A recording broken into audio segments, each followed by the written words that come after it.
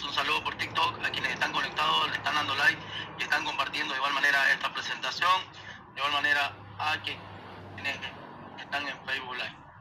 ¿Me confirman, señores, los que están en la plataforma? Janet, Soto, Quique, Fernando, Víctor, Gabriel. Hola, ¿me escuchan?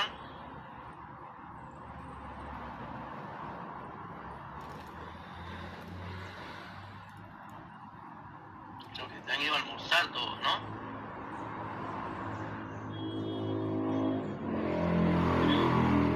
Ya estamos firmes. Ya, Fernando Zavala, me avisa por favor si se ve la presentación en este momento. Estamos con la plataforma. Listo, a ver. ¿La puede ver la presentación? Sí, se ve perfecto. Muy bien, vamos a continuar entonces ya. Vamos a dar continuidad a lo que hemos venido desarrollando de mañana, que es el curso de trabajo seguro en altura, en base a lo que es la NTS 003-2017. Ya vamos a tomar a consideración justamente el hecho de que más allá de las líneas de vida que tenemos verticales, tenemos que también cumplir lo que nos indica la NTS en base a las líneas de vida horizontales, considerando que las líneas de vida horizontal tienen que cumplir los mismos requisitos que la línea de vida vertical. ¿Qué significa? Que así como tenemos nosotros un punto de conexión para nuestro punto de anclaje, que tiene que cumplir los 22 kilonewtons, como dice la NTS, 22 kilonewtons para lo que es cada punto de anclaje. La línea de vida, ya sea de cable, ya sea de cinta, de igual manera tiene que resistir 22 kilonewtons. Además de los puntos de conexión o argollas para las líneas de desplazamiento o las líneas de aproximación que nosotros tenemos cuando estamos trabajando sobre tejados, sobre lo que es los tinglados o sobre lo que son los techos o cubiertas. ¿Ya? Entonces, tomando en consideración esto, que son 2 puntos por persona, ¿no? Estas 2 argollas que vemos acá tienen que ser para la conexión justamente de nuestra línea de vida de forma individual, teniendo en consideración una línea de vida para trabajo y la otra línea de vida de seguridad. Considerando de igual manera que con las líneas de vida verticales, estas tienen que cumplir la resistencia promedio de los 22 kilonewtons por persona sobre la línea, ¿no? Puede decir que cada persona tendrá que tener su propia línea de vida, su propia línea de seguridad. En el caso de la instalación de las líneas de vida, tanto de cable acerado galvanizado como aquellas que son de cinta, tenemos una característica específica, una característica esencial, ¿no? ¿Qué es lo que habla? ¿Qué es lo que indica? ¿No? De que deben de tener absorbedores de energía dentro de los puntos de anclaje o de conexión, justamente, que tienen que estar instalados y autorizados bajo un personal calificado. ¿Por qué? Porque si bien vamos a buscar la estructura donde vamos a tener la conexión de nuestro punto de anclaje, ya sea por cinta o ya sea por lo que hemos visto en los puntos de anclaje como tal, instalados en la estructura ya predeterminada, ¿no? Tienen que resistir la resistencia promedio de 22 kilómetros, pero además de eso tienen que tener estos absorbedores. Este es un absorbedor de cable, ¿no?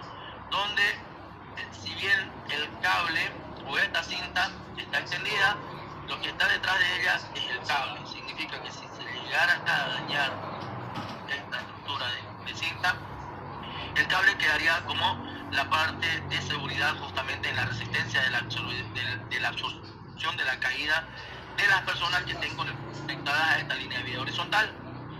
Tomando en consideración que todos los componentes tienen que estar garantizados no solamente por el fabricante, sino por la persona que va a hacer la instalación de la línea de vida vertical o horizontal, como lo es justamente el tema de las personas o los componentes que van a realizar el trabajo de forma calificada, ¿no? Deben ser de igual manera colocadas sin tener una sobredimensión atención en la tensión, es decir, que no deben estar sobretensionadas, ¿no? Tienen que tener una tensión que nos permita justamente el desplazamiento, pero tampoco tiene que estar muy suelta, porque eso va a permitir de que haya un tipo de desplazamiento y que no trabajen de forma correcta los dos anclajes y la misma línea de vida horizontal. Y como mínimo tiene que estar una persona y como máximo 2 personas en esta línea de vida conectada. No pueden haber 3 o 4 o 5 personas conectadas sobre la misma línea de vida, ¿ya?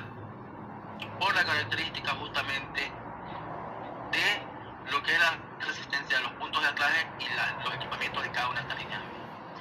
Los materiales de esta línea de vida horizontales tienen que ser primero de acero, ¿ya? Si es un acero nominal, tiene que ser entre lo que son los 7.9 milímetros de diámetro o 5,16 pulgadas, ¿no? Es decir, que si es que también vamos a hacer esta instalación con lo que son las líneas de vida de cintas, tenemos que tener en cuenta que tienen que cumplir de igual manera la resistencia nominal de los 4.950 libras o 22 kilonewtons por persona conectada, ¿no? Entonces eso es importante que nosotros lo conozcamos. Dentro de los componentes de la línea de vida horizontal, ya tenemos lo que es el pretensor o absorbedor, ¿no? Tenemos lo que es el mosquetón o conector y el cable de acero galvanizado trenzado, el tensador o templador de lo que es el cable como tal, el cáncamo que va a ser el que va a estar en la estructura, ¿no? El amortiguador de caída que es justamente el que va a absorber la caída al momento de la detención de las personas cuando éstas vayan a sufrir la caída. El tema de las grapas, estas grapas que tienen que ser certificadas, normalmente las que usamos son de la línea Crosby, ¿no? Pueden ser grapas de ambos lados, como de aseguramiento en ambos lados, como lo que vemos en la imagen, o las que normalmente utilizamos de un solo lado, que indica claramente las que normalmente conocemos nosotros, que son los zapitos, ¿no? Los zapitos que se colocan para la seguridad de lo que son los cables, ¿no? Entonces, en la instalación, esta va a ser la configuración de la estructura de la línea de horizontal, tomando en consideración de que tenemos que tener la estructura del punto de anclaje en ambos lados, un mosquetón o conector por el lado de la conexión opuesta al tensador, tiene que estar el amortiguador, ¿ya? Con su conector al cable, y por el otro lado el pretensor y el templador o tensador, ¿no? Entonces vamos a ver de que teniendo esta consideración en ambos extremos, lo que nos queda es tener en medio del cable lo que son las argollas para el desplazamiento y la salida de las líneas. Si es que solamente vamos a hacer desplazamiento de un punto a otro, esta es la configuración. Ya puede ser para que nos coloquemos a los ganchos. Si no, y vamos a sacar líneas de vida de aproximación, tenemos que tener las argollas para poder anclar y conectar ahí para poder hacer justamente la conexión. Ahora, ¿cómo colocamos las grapas? Si la grapa justamente, ¿ya? Que vamos a utilizar son de la línea Crosby, seguramente vamos a tener de estas dos configuraciones, la que es de doble aseguramiento en ambos lados en sentidos opuestos, o aquellas que son de una sola abrazadera, ¿no? Entonces, ¿qué es lo que tenemos que tomar en cuenta? Que el ajuste y el aseguramiento tenemos que tenerlo justamente con la parte superior de la abrazadera, no el aseguramiento con el final de la línea, ¿ya? O la línea muerta como tal, o el cabo, digamos lo que conocemos el cabo, en la parte superior donde está la abrazadera, y por la parte de la línea de carga o línea viva el aseguramiento como tal. ¿Por qué? Porque de esta manera la fuerza del aseguramiento va a quedar en la línea muerta, ¿me entienden, no? Va a quedar en la línea muerta, es decir, va a abrazar y va a apretar más. Si lo hacemos del otro lado, entonces tiene la posibilidad de no hacerse un buen ajuste y esto se puede deslizar, ¿se entiende? Se puede desplazar. Tampoco es bueno que lo hagamos de cruzado, ¿no? Sin embargo, la forma es la línea muerta. A ver, para que nos entendamos menos, vamos a utilizar este cable. Hablamos de esto, esta es la línea, ¿no? cable, y esta acá es la línea muerta, el extremo, el cabo. Lo que hago yo es colocar de esta forma el cabo y las grapas, colocar la abrazadera en la parte de arriba y los agotes, los tornillos abajo, ¿no? Dejando la línea muerta que sea la que se abraza, no al revés, de esta forma, no al revés y acá ajustar los tornillos, no. Entonces esa es la forma en la que nosotros tenemos que regular las líneas de vida horizontal. Si vamos a hacer la línea de vida horizontal con cuerda, de igual manera tenemos que tener el mismo lineamiento, lo mismo con la línea de vida de cinta. Normalmente las líneas de vida de cinta ya vienen completas, ¿no? Si usamos, por ejemplo, la línea Protecta de 3M, sin hacer publicidad de nada, ellas ya vienen contempladas dentro de toda su estructura, lo que es el tesador, lo que son los absorbedores, los mosquetones, la cinta. Son bastante prácticas, bastante buenas para ser utilizadas. En los trabajos que nos ha tocado realizar hemos desarrollado el uso de estas cintas como línea de vida horizontal y son perfectas porque se colocan rápido, el tesado es más fácil y como tal, entonces podemos trabajar de forma oportuna y eficaz. El dispositivo retráctil también nos sirve justamente como una línea de aproximación dentro que nos permite justamente los movimientos verticales o horizontales dentro de lo que es la línea de vida horizontal, teniendo una distancia justamente máxima de detención máximo de la caída a los 40, 50, 60 centímetros dependiendo de la línea o la marca, ¿no? O la distancia de la caída o la fuerza de la caída como tal, teniendo en consideración de que estas tienen que ser certificadas, ¿no? Y volviendo a lo que es, lo hemos visto el día de ayer con lo que son los cursos de paso confinados, pero quienes no estuvieron vamos a hacer la reitera de lo mismo, ¿ya?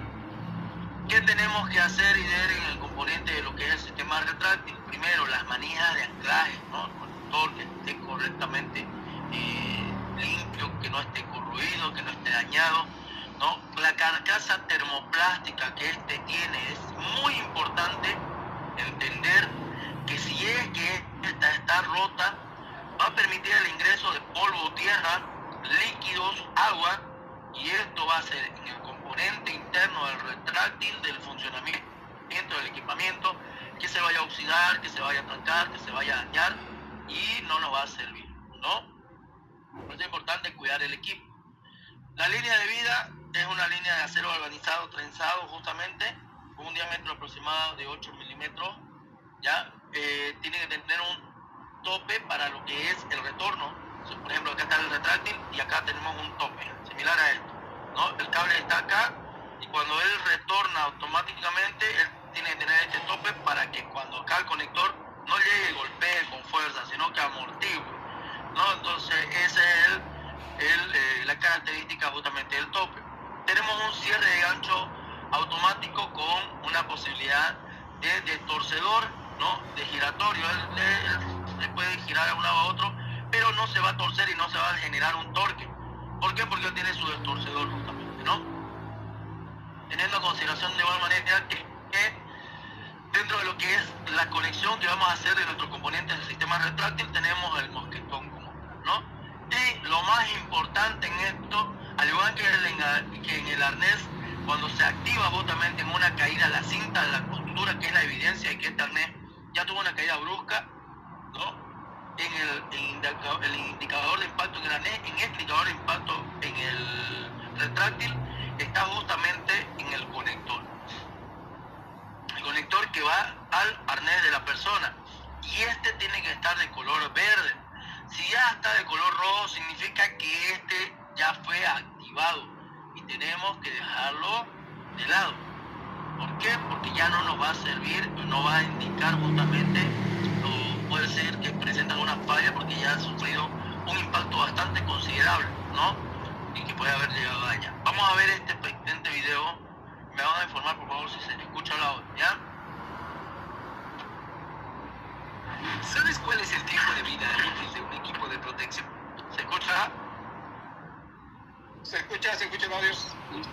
Muy bien, aquí respondiendo a la consulta que hacía nuestro amigo Fernando Alegre en la plataforma. ¿Cuál es el tiempo de vida útil de los equipos de trabajo en altura de acuerdo al fabricante y al uso que nosotros le vamos a dar? ¿Listo? Atendamos el video, por favor. para el trabajo en alturas? Esta pregunta es muy común entre usuarios, contratistas, gerentes de planta, de compras y de seguridad. En algunos blogs dicen que 5 años, en otros que 10. Hay empresas que exigen reponerlos cada 12 meses. Pero, ¿es verdad que los arneses tienen vigencia realmente caduca? La American National Standard Institute, la ANSI, no establece una fecha de caducidad para los equipos. Y eso no quiere decir que lo haya olvidado. Por el contrario, establece una forma muy concreta de determinar si un equipo está o no en buenas condiciones, y ello no tiene que ver con la temporalidad. Un equipo puede desgastarse por el uso, por las condiciones ambientales donde es empleado e incluso durante el almacenamiento. Un equipo puede dañarse y no hace falta sufrir una caída. Es más, podría dañarse hasta sin usarse. Lo que ANSI indica es: 1. El equipo contra caídas debe ser inspeccionado por la persona autorizada por lo menos al comienzo de cada turno de 8 horas para verificar que no haya sufrido ningún desgaste o daño que requiera removerlo del servicio. Es decir, que antes de iniciar tu jornada debes inspeccionar tu equipo, revisarlo como si nunca lo hubieras tenido en tus manos. Y si el equipo no pasa la inspección, márcalo de manera que no deje lugar a confusión. Incluso destrúyelo. Estarás salvando la vida de un compañero o la tuya propia. 2. El equipo contra caídas y de rescate debe ser inspeccionado de forma regular sin exceder un año, o con más frecuencia si así lo requieren las instrucciones del fabricante, por una persona competente para trabajos en altura o de rescate según corresponda, para verificar que el equipo es seguro para su uso. La inspección deberá ser documentada. Puedes llevar tu control en una tabla de inspección que viene acompañada de algunos arneses, pero además la inspección tiene que documentarse por escrito. Si al hacer la revisión diaria de tu equipo te das cuenta que no se le ha hecho la inspección anual, saque el equipo del servicio, ponlo en cuarentena hasta que se realice la inspección.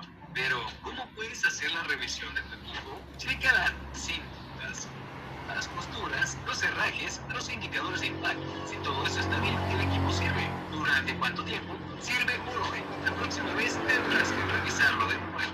Decir que un arnés va a durar 1 o 5 años es muy peligroso. Como decir que un litro de leche dura 2 días, un jitomate puede durar 7. La diferencia es que trabajando en alturas, un error de estos puede costarte la vida. En algún momento de la industria se empezó a añadir una cubierta de color, un indicador de desgaste, como ocurre en las llantas o en algunos cepillos de dientes. Pero se concluyó que ocurriría lo mismo que con las fechas. El equipo podría deteriorarse de las cintas, de las costuras, de los herrajes, etc. Y el trabajador lo seguiría usando porque el color de desgaste no ha aparecido. Tu equipo de protección personal debe protegerte al 100% cada vez que lo uses, y ello depende de ti, no de una fecha en específico. Tú tienes el derecho de pedirle a tu marca o fabricante que le haga una revisión formal a tu equipo. En Hawk contamos con plataformas digitales para hacer la inspección, además de asesores que pueden apoyarte en este servicio. Agenda una cita. Ahora ya sabes que no es posible hablar de una fecha de vigencia o caducidad, y conoces la razón, que es la más importante: tu seguridad y la tranquilidad de tu familia. Hawk, los expertos en alturas. ¿Sabes? Muy bien. ¿Qué les parece? ¿Quién quiere opinar justamente sobre el tiempo de vida de nuestros equipos de trabajo en altura? En este caso, el arnés, ¿no? Como lo decíamos anteriormente, va a depender. Un arnés puede desecharse el mismo día que se abre, ¿no? ¿Por qué? Porque se le derramó pintura, gasolina, ácido diluyente, lo que sea. O puede desecharse en 5 o 10 años, si sigue siendo bien utilizado, bien mantenido, se le hace la limpieza correspondiente, se le hace el cuidado al almacenamiento adecuado, puede estar sirviendo todavía, ¿no? Y esto va a depender de qué: de las inspecciones periódicas que hagamos o de las inspecciones diarias que ya haga el trabajador o el personal calificado para los trabajadores de su equipo de trabajo. En este caso, los arneses. ¿Alguien quiere opinar?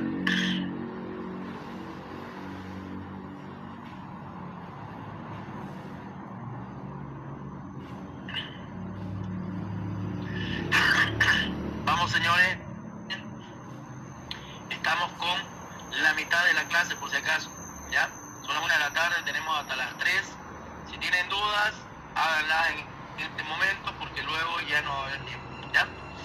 Por si acaso, en la plataforma se le va a subir todo lo que son los checklists, se le va a subir los formatos, se le va a subir el formato control, análisis de riesgo, la normativa, entre otros, ¿ya?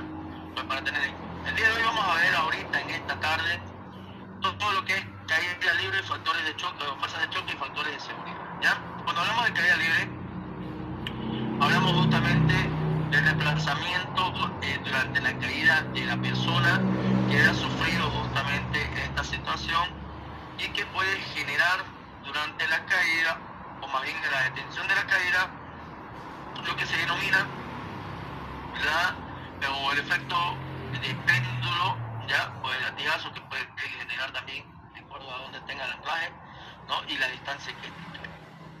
Cuando hablamos de desplazamiento seguro, ya estamos hablando de lo que es el ángulo de abertura que tiene que haber desde el punto de anclaje hacia el lado derecho o izquierdo de mi persona, teniendo a consideración que el eje seguro obviamente va a ser en línea vertical, y si yo me voy muy a la izquierda o muy a la derecha y llego a caer, voy a empezar a hacer este efecto de péndulo, ¿no? Me voy a desplazar a izquierda y derecha porque estoy fuera del eje de seguridad justamente con el que yo inicié mi trabajo, ¿no? Entonces, esta caída en péndulo, ¿por qué se torna riesgosa? Porque pueden haber posibles obstáculos en lo que es el desplazamiento durante la caída o en la trayectoria que nosotros tengamos durante la caída en el trabajo en altura como tal, considerando justamente de que cuando nosotros salimos fuera del 30 grados, o fuera de los 30 grados de seguridad más o menos, yéndonos a unos 40-45 grados de apertura del eje central, si llego a caer o pasa algo, voy a generar este efecto de péndulo por del ángulo, de acuerdo al eje con el que yo me encuentro, ¿no? Vamos a ver ahora el tema de lo que es la caída libre, ¿ya? Y para esto vamos a entender cada uno de los factores de caída. El desplazamiento de la estructura, y lo mencionaba nuestro colega, cuál era la discusión de subir adelante o atrás los ganchos, normalmente y hace mucho, ya en las actualizaciones, y está mal el que indica que se puede subir con los ganchos conectados a la espalda. Se lo digo así, ¿no? A quienes están en TikTok y en Facebook de igual manera, quienes están enseñando, de esa manera lo enseñan mal. ¿Por qué? Porque si yo me conecto los ganchos y subo con los ganchos por debajo o por encima de los hombros, al momento de caer lo primero que voy a hacer es girarme y voy a quedar colgado, imposible, dando la posibilidad de poder recuperar de cierta manera, o teniendo la posibilidad de quedarme en suspensión y quedar en lo que se denomina el síndrome del arnés, ¿no? O el síndrome de suspensión ortostática, considerando que pasados los 3, 4, 5 minutos esta persona empieza a perder lo que es la circulación a nivel de las extremidades inferiores, a nivel del tórax, y llegando poca sangre oxigenada al cerebro, entrando en un estado de shock pronto y posiblemente la muerte si no recuperado de forma oportuna, ¿no? Entonces, teniendo a consideración todo esto, los ganchos se tienen que colocar en la parte frontal, dándonos la posibilidad de que si yo me caigo, como mi gancho está aquí adelante, voy a estar de esta manera y voy a poder recuperar en mi estructura, teniendo la posibilidad de hacerme un autorrescate, ¿ya? Sin necesidad de que el rescatista me suba o me baje. Esto no significa de que no tengo que subir con línea de vida, si es que es alto, si es que hay consideraciones como el viento, entre otras cosas, tendríamos que tener, como lo indica el procedimiento, un sistema de rescate ya previamente instalado para el ascenso de esta persona, ¿ya? Solamente que aquí lo que queremos mostrar es el tema del paso del oro con doble gancho, ¿no? Para lo que es el ascenso, ya sea estructuras o escaleras de gran tamaño, ¿no? Aún así sean torres o sean estructuras, tienen que subirse de esta manera, ¿no? Tomando en consideración por eso de que los ganchos son los ganchos estructureros, ¿no? Lo que hemos visto con anterioridad. ¿Qué significa? Que tienen que tener mayor ángulo de apertura. Hay ganchitos que son chiquititos, ¿no? Que ustedes quieren conectar y no abren, es decir, no conectan. ¿Por qué? Porque son ganchos solamente para conexión a los anclajes, a los puntos, al mosquetón o a los conectores, ¿no? Que están en la pared. Pero lo que necesitamos para las estructuras, para los estructureros, las estructuras tienen unos angulares grandes. Entonces necesitamos ganchos que abran más grandes. Entonces los ganchos son más grandes, son más con mayor apertura, son más largos. Entonces necesitamos ganchos de estructura para esta situación. Bien, entonces viendo ya el tema de la posición de lo que son nuestros conectores de tipo Y con doble gancho en la parte frontal, que tampoco tiene que ser largo, la distancia no puede ser mayor de los 80 centímetros o el 1,20 m ya de distancia. ¿Por qué? Porque si caemos podemos activar el absorbedor y caer más, obviamente, ¿no? Lo que nos puede imposibilitar la subida. Entonces, teniendo en consideración esto, vamos a ver, la forma adecuada de subir en el paso del oro. ¿Qué significa? Yo estoy subiendo y como el lorito, una mano arriba, una mano abajo. Una mano arriba, la que está arriba o quedó abajo. Ahora, esta que está abajo la vuelvo a subir más arriba de la que queda al medio o abajo, ¿no? Entonces, de esta manera hago lo que es el paso del oro, ¿no? Conectando los ganchos. ¿Qué tengo que considerar? Yo estoy subiendo y cuando estoy a nivel de piso coloco lo más alto posible mis ganchos a la parte que está por encima de mi cabeza, teniendo a consideración que cuando estoy con los ganchos conectados encima de mi cabeza, yo tengo un factor de caída de 0, y si lo bajo al nivel de mis hombros tengo un factor de caída de 1. Si lo pongo por mi cintura o por debajo de mi cintura, tengo un factor de caída de 2, ¿no?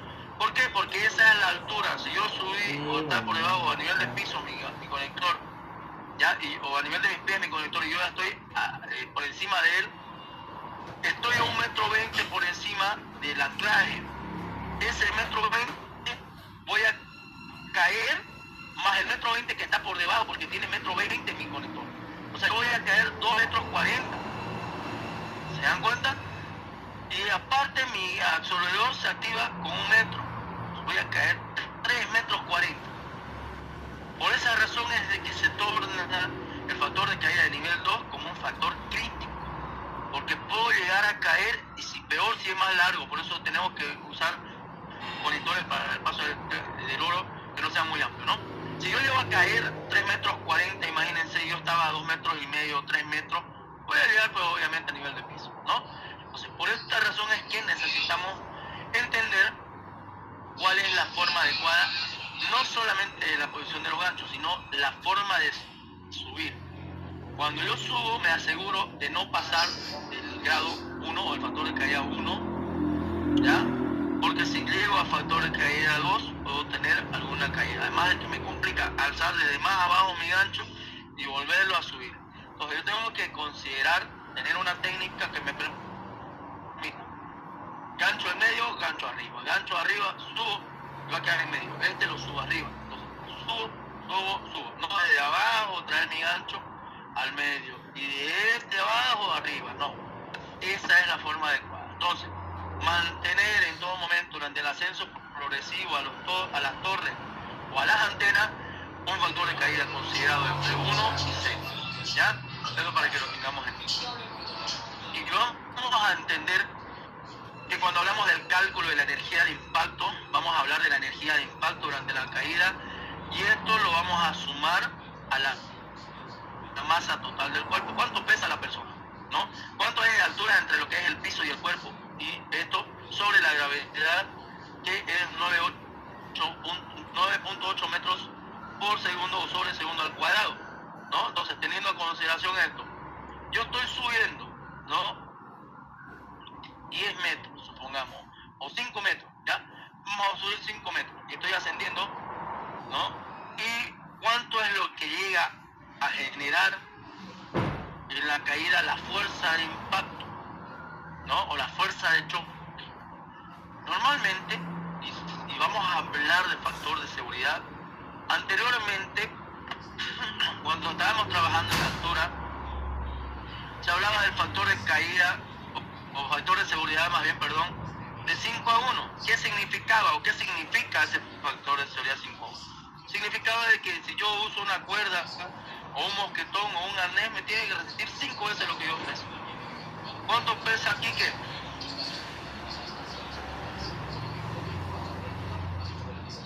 ¿Cuánto pesa Fernando? ¿Cuánto pesa Carla? ¿Cuánto pesa Yanet? ¿Cuánto pesa Víctor o Fernando Zavala? Alguien que me responda. 75 kilos actualmente. 75 kilos, muy bien. Está más pesado que yo. Yo estoy pesando 68. Mentira, más 30. Ya, a ver, teniendo en consideración los 75 kilos, supongamos, más su equipo, más su arnés, más todo, llega a los 80 kilos. ¿Ya? Supongamos. 80 kilos multiplicado por 5, 5 por 8, 400 kilos. Decía en ese entonces la teoría, y les hablo hace muchos años atrás, porque la seguridad se basa en evidencia, probabilidad por severidad, ¿se acuerdan, no es? Análisis de riesgo, todo lo que es el tema del análisis de los peligros, evaluación de riesgo, medidas de control, entre otros. Entonces en evidencia nos basamos en seguridad. Y la evidencia decía, bueno, si él va a subir y pesa 80 kilos, lo multiplicamos por 5, 5 por 8, ¿cuánto es 5 por 8?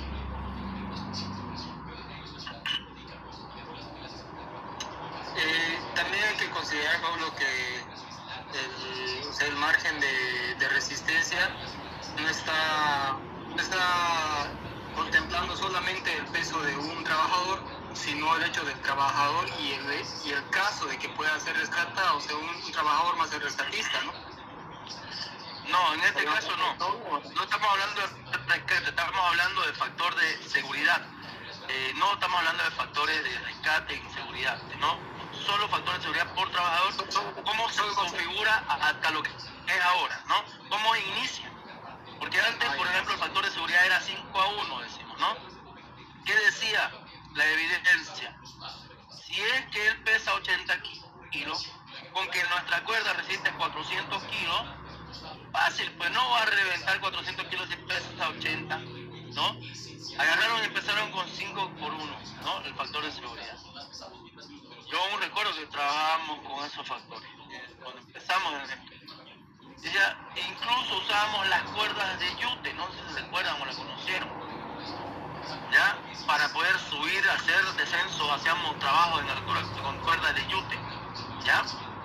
Y decía, esta resiste 100 kilos, ustedes no pesan 100 kilos, pesan 80, pero puede resistir hasta 200. Bueno, pues si resiste 200, yo peso 70, ni cada no se va a romper, perdón, no se va a romper, ¿no? Perdón, se salió.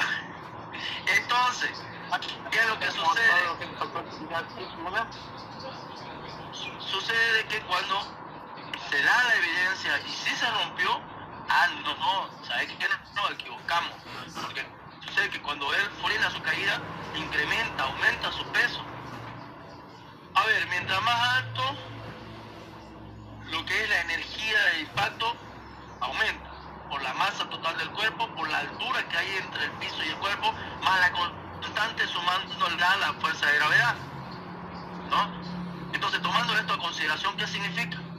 Significa de que tenemos que mejorar nuestro sistema de factores de seguridad. Ya, subámoslos a 10-1.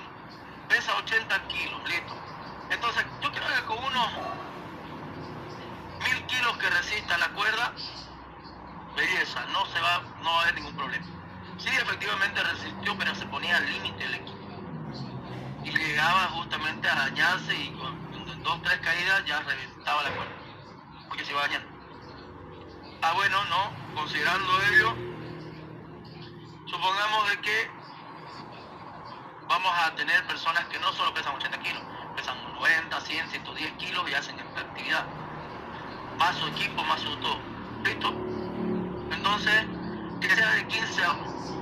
Obviamente no fue así, se basó en la evidencia. Actualmente nosotros trabajamos con un factor de seguridad 15-1. ¿Qué significa? Que si yo peso 100 kilos, un ejemplo, con mi equipo más todo lo que llevo, porque normalmente yo ahorita peso 91 kilos, no creo algo así, o 90, más mi mochila, más mi equipo, más mis arneses y todo, llevo fácil a los 95, 100. Multipliquemos, exagerando, 100 kilos por 15 son 1500 kilos, ¿no? Que debería resistir mi cuerda. Pero, ¿qué sucede? Sucede que cuando nosotros caemos, llegamos a incrementar en el factor en la fuerza de choque, en la recepción de la energía de impacto durante la caída hasta 10 veces nuestro peso, ¿no? Hasta 10 veces nuestro peso. Entonces, por esa razón es de que consideramos justamente, y aquí yo te corrijo, querido Soto, si nosotros consideramos que yo peso 80 kilos, digamos, ¿no? 80 son 800 kilos con una cuerda de 22 kilonewton, fácilmente yo puedo hacer rescate de 11 milímetros. Así antes lo veíamos, ¿no?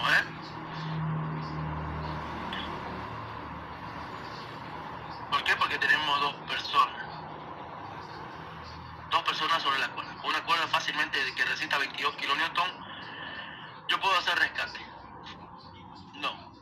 Tendríamos que nosotros maximizar. ¿Por qué? Porque tenemos que sumar más bien a dos personas con la energía de impacto. Y por eso multiplicamos el diámetro y la resistencia. Por ello, las cuerdas para rescate tendrían que ser por lo menos de 11.5, 12 milímetros, 12,5. ¿Ya? Teniendo en consideración que en la caída libre tenemos que considerar los siguientes factores. La caída libre, ¿no? El amortiguador tiene que extender a lo máximo, ¿ya?, la longitud que él tiene desde su fabricación y de esta manera disminuir el impacto.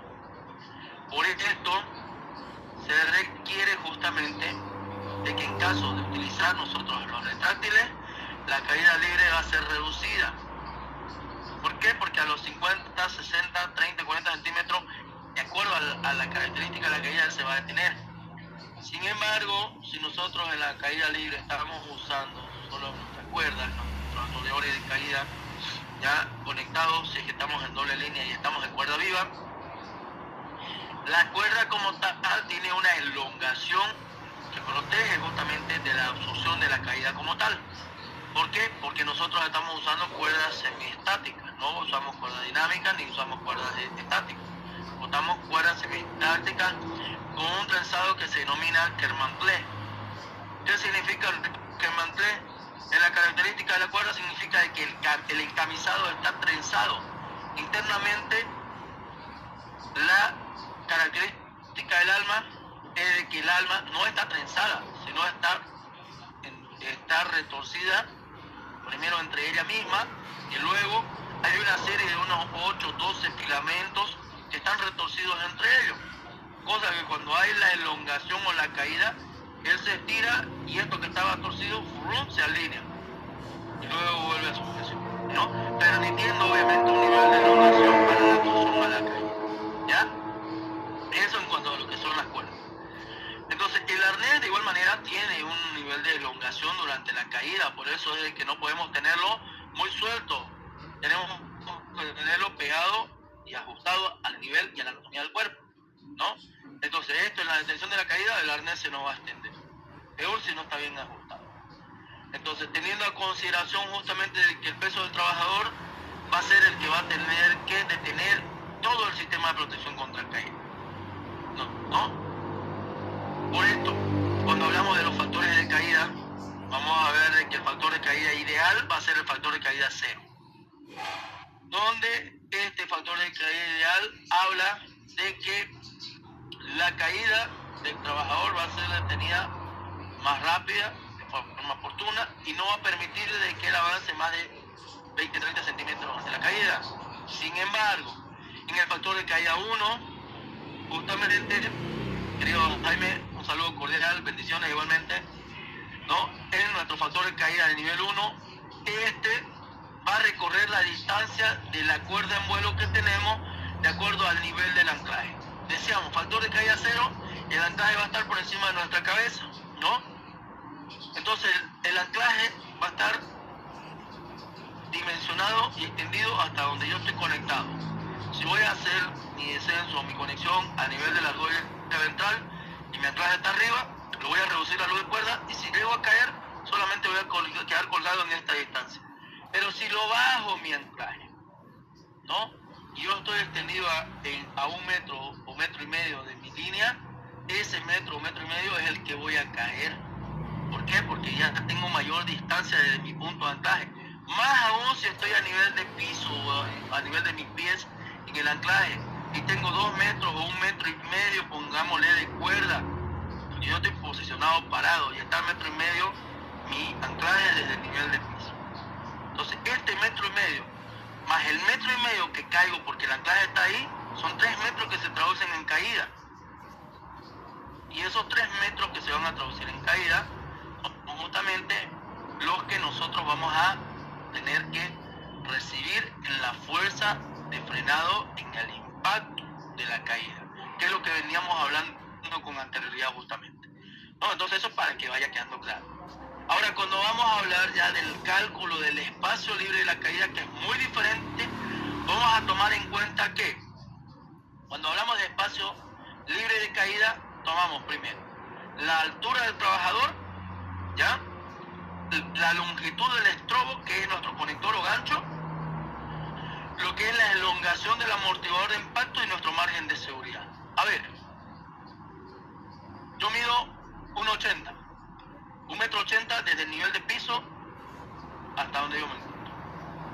Sumamos, 1,80 m. Vamos a ir sumando, ¿ya? Anoten, 1,8 metros. ¿Ya? La longitud de mi estrobo mide 1,20. ¿Ya? 1,20. 1,20 m es mi estrobo, o mi conector. 1,20 m. Hasta ahí van 3 metros. ¿No? Y la elongación del amortiguador de mi estrobo, ¿no? De mi amortiguador de impacto que está en mi conector gancho, es de 1 metro. Hasta aquí son 4 metros. Y nosotros le vamos a dar un margen de seguridad de estos 4 metros, o más bien de seguridad hasta nivel de piso del trabajador con toda esta extensión de 50 centímetros. Otros le dan hasta 1 metro. ¿Ya? Vamos a ver 50 centímetros por lo bajo. 50 centímetros son 4.5 metros que yo voy a caer si se llega a activar mi absorbedor de caída. ¿Se entiende, no? Son 4.5 metros que va a tener abruptamente en la caída, generando posibles lesiones e incluso lesiones fatales a la persona. Por eso es que la selección adecuada y correcta de mis absorbedores de caída, líneas de restricción, han visto, ¿no? En los conectores, en los conectores de línea de vida teníamos aquellos que traen absorbedor de caída o los estrobos que estaban sin absorbedor de caída, unos de cable, otros de cinta, ¿no? Y otros eran de cuerda. ¿Han visto, no? Entonces, ¿qué es lo que yo tengo que hacer si sé que estoy en un andamio o en una escalera o una estructura que mide solamente 3 metros de altura, ¿no? O 4 metros de altura, pongámosle? ¿Qué es lo que va a suceder? Voy a agarrar, o estoy encima de un container o en mi techo que no son más de 4 metros, 3 metros, pongámosle 3 metros y medio, ¿ya? Y yo estoy anclado a mi conexión, y si llego a caer, ¿ya? Si llego a caer, se van a activar todas estas seguridades, igual voy a llegar a nivel de piso. ¿Por qué? Porque se activaron 4 metros y medio y solamente son 3 metros y medio o 4 de altura. Entonces, tomando esto en consideración, si estoy por debajo de los 4 metros y medio, o los 4 metros de altura, entonces yo no voy a usar conectores o ganchos o estrobos con absorbedor de caída. Voy a usar aquellos que restringen mi distancia y restringen mi caída. ¿Cuáles son? Aquellos que son de cable, aquellos que son de cinta, que no traen absorbedor de caída, porque eso va a permitir justamente que si yo llego a caer, no avance más allá de lo que debe avanzar, ¿no? Teniendo a consideración ello, es de que vamos a hacer una selección adecuada. Ya hemos visto esto, y ahora vamos a ver acá el siguiente video que nos muestra justamente un resumen de lo que yo les he mencionado en este momento, ¿ya? De seguro si estás viendo esto, trabajas en alturas. Por lo mismo, quiero que hablemos de algo importante, los factores de caída. ¿Conoces la diferencia entre factor de caída 0, 1 y 2? Hay que tener mucho cuidado, ya que no solo se trata de llegar y anclarse de algún punto cualquiera. El encargado de seguridad o persona competente debió realizar una evaluación previa del área, lo que implica posibles caídas y el correcto equipo para disipar la energía de acuerdo con la altura. La diferencia de los riesgos de estos factores es el punto de conexión y obviamente a la altura que estés trabajando. Te explico por qué.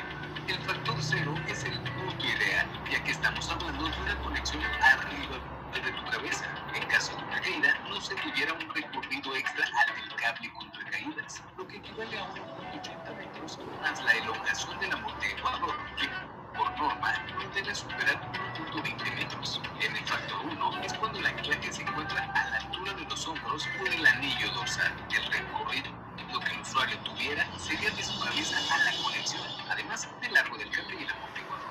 Aunque no parezca mucha distancia, debemos tenerla considerada. Y el factor 2 es cuando nos conectamos al nivel de piso. En este debemos tener mucho cuidado, ya que no solo en caso de una caída recorreremos la distancia de aplicar un play en el amortiguador, que el factor 2 su elevación máxima es de 1.50, sino también nuestra propia altura, ya que el nivel de impacto incrementa debido a la distancia de caída, lo que equivaldría por mínimo a un impacto del doble del peso de nuestro cuerpo. Los equipos de protección ante caídas, según la norma ANSI, deben ser capaces de reducir el impacto sin importar el factor de caída a 8 kilómetros. Por lo tanto, en COD buscamos siempre ir más allá. Reducimos el impacto a solo 4 kilómetros en factor 1, el cual nos cubre el factor 0 también, y 6 kilómetros en factor 2. Listo, ahora ya sabes la diferencia entre factor 0, 1 y 2, y que existe un equipo adecuado para cada trabajo en alturas. COD, los especialistas en alturas. De seguro si... Muy bien, ¿pudieron ver el video? ¿Lo escucharon? Sí, se vio, se entiende. Muy bien, entonces ya conocemos, ¿no?, la diferencia entre factor de caída 1, 2 y 0, ¿no? Importante la selección, por esto, de las líneas que nosotros vamos a utilizar, los puntos de conexión para los factores de caída, ¿no?, para minimizar en su máxima expresión cada uno de estos factores, ¿ya? Considerémoslo para nosotros cuando estemos trabajando, pero sobre todo considerémoslo para nuestros colegas, para nuestros trabajadores, y de esta manera darle una posibilidad de trabajar de forma segura, ¿no? ¿Por qué? Porque si la persona que está trabajando en altura no hace una buena selección de sus absorbedores, de sus conectores, de sus líneas de vida, puede sufrir lo que hemos mencionado como síndrome del arnés o síndrome de suspensión ortostática, ¿no? Considerando que este síndrome de suspensión ortostática o síndrome de suspensión inerte está producida por la suspensión por la parte posterior, ¿ya?, de la parte dorsal del arnés, teniendo la compresión al nivel de las extremidades inferiores y el abdomen, considerando justamente que esta situación va a hacer que haya una compresión en estas extremidades, que haya una compresión justamente en estos lugares, considerando que esto va a generar en cuestión de minutos la falta de riego de sangre oxigenada al nivel del cerebro, teniendo también por la compresión la formación de coágulos sanguíneos que corren el riesgo justamente de generar trombosis y posibles paros cardíacos para el momento de la llegada al corazón. Por esto es de que es importante que toda persona que trabaje en altura, en el área industrial, en el área de la construcción, en cualquiera de las áreas que consideremos, tenga que ver, querido Nelson, gracias, un saludo cordial, tenga que ver con los sistemas de rescate que estén previamente instalados para poder hacer la recuperación de esta persona lo más rápido posible. ¿Por qué? Porque nosotros tenemos una persona que va a estar conectada, colgada y con restricción de sangre oxigenada a nivel del cerebro. En cuestión de minutos va a perder la conciencia y va a estar en un estado de shock, ¿no? Porque va a tener inmovilidad en cualquiera de las posiciones que se encuentre. Y cuestión de tan solo 5 minutos, esta persona va a tener lo que son las situaciones de lo que es el corte. Por si acaso, este arnés, como ven, en la deformación que hay por la tensión, llega a presionar las arterias, ¿no? La arteria carótida que está justamente en ambos lados de nuestro cuello. Entonces, al presionar esto, impide la sangre oxigenada al cerebro, la posibilidad de quedar en estado de inconsciencia, ¿no? Esto en cuestión de minutos. Por esto se recomienda, primero, a las personas tener una condición física acorde al nivel del esfuerzo que vamos a realizar y la capacitación como personal competente o calificado para estos trabajos de alto riesgo. Segundo, ver que cada una de las características que van a ir apareciendo van a estar enmarcadas en el entumecimiento o el hormigueo de las extremidades inferiores por el corte de la circulación, justamente que no va a llegar al nivel de los pies ni de las piernas, ¿no? Va a empezar a tener la cianosis, ¿qué significa? Va a tener una coloración azulada a nivel de la cara, los labios, ¿no? Y la piel, que va a empezar a tener una sudoración fría por falta de oxigenación en la sangre. Y va a terminar con una pérdida de conciencia y posiblemente estado de shock. ¿Qué podemos hacer para evitar esto? Si sucede, tenemos que tener en el plan de trabajo un plan de emergencia o de rescate que va a acelerar justamente la extracción de esta persona, ya sea con la intervención de un rescatista, ya sea que la persona justamente tenga cintas antitrauma, ya sea de que él pueda hacerse un autorrescate o venga una persona con una pérdida que hay por si acaso para conectar a su arnés a la argolla y de ahí conectar a la parte superior con un sistema 4 a 1, recuperarlo. O que tenga que hacer un descenso y hacer la transferencia desde su conexión hasta la conexión del rescatista con doble línea para poder bajar y poderlo descender hasta el nivel de piso. Pero cualquiera de esas opciones tiene que ser rápido. ¿Por qué? Porque de acuerdo a estas condiciones nosotros vamos a poder sacarlo de la situación de emergencia y evitar las consecuencias que ya hemos visto o hemos mencionado con anterioridad, ¿no? ¿Cuáles son las cintas antitrauma? O las cintas para evitar el síndrome de suspensión inerte, esas cintas delgadas que nosotros conectamos a los laterales por si acaso de nuestro arnés y las liberamos a ambos lados, colocamos las piernas como una escalerita, nos paramos y evitamos justamente de que las cintas nos corten la circulación, ¿no? Entonces, vamos a ver el siguiente video para ver y mejorar alguna de las condiciones. ¿Listo? ¿Has oído hablar del síndrome del arnés? Ese que dice que quedar suspendido en un FP tras un accidente en alturas puede ser tan peligroso como la misma caída.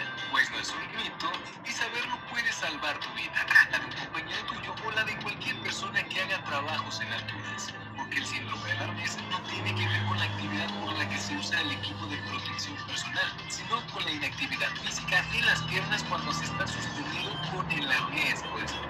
El síndrome del arnés, también conocido como shock ortostático, síndrome ortostático o trauma por suspensión, es una patología grave que se presenta por la combinación de dos factores, la suspensión y la inmovilidad. Las causas que producen el síndrome del arnés no están del todo claras, pero los investigadores sostienen que la presión que hacen las cintas en las piernas crean un efecto de torniquete sobre las venas femoral y safena, que evita que la sangre recorra las extremidades y que regrese al corazón. Es una obstrucción circulatoria de ida y de vuelta que desde luego tiene un papel determinante en la aparición del síndrome y de sus síntomas, que se presentan con mucha rapidez. Una persona no puede permanecer suspendida por más de 15 minutos, porque empezará a sentir malestar general, hormigueo y entumecimiento en las extremidades, sensación de asfixia, zumbido de oídos, mareo, náuseas, incluso puede perder la visión y hasta el conocimiento.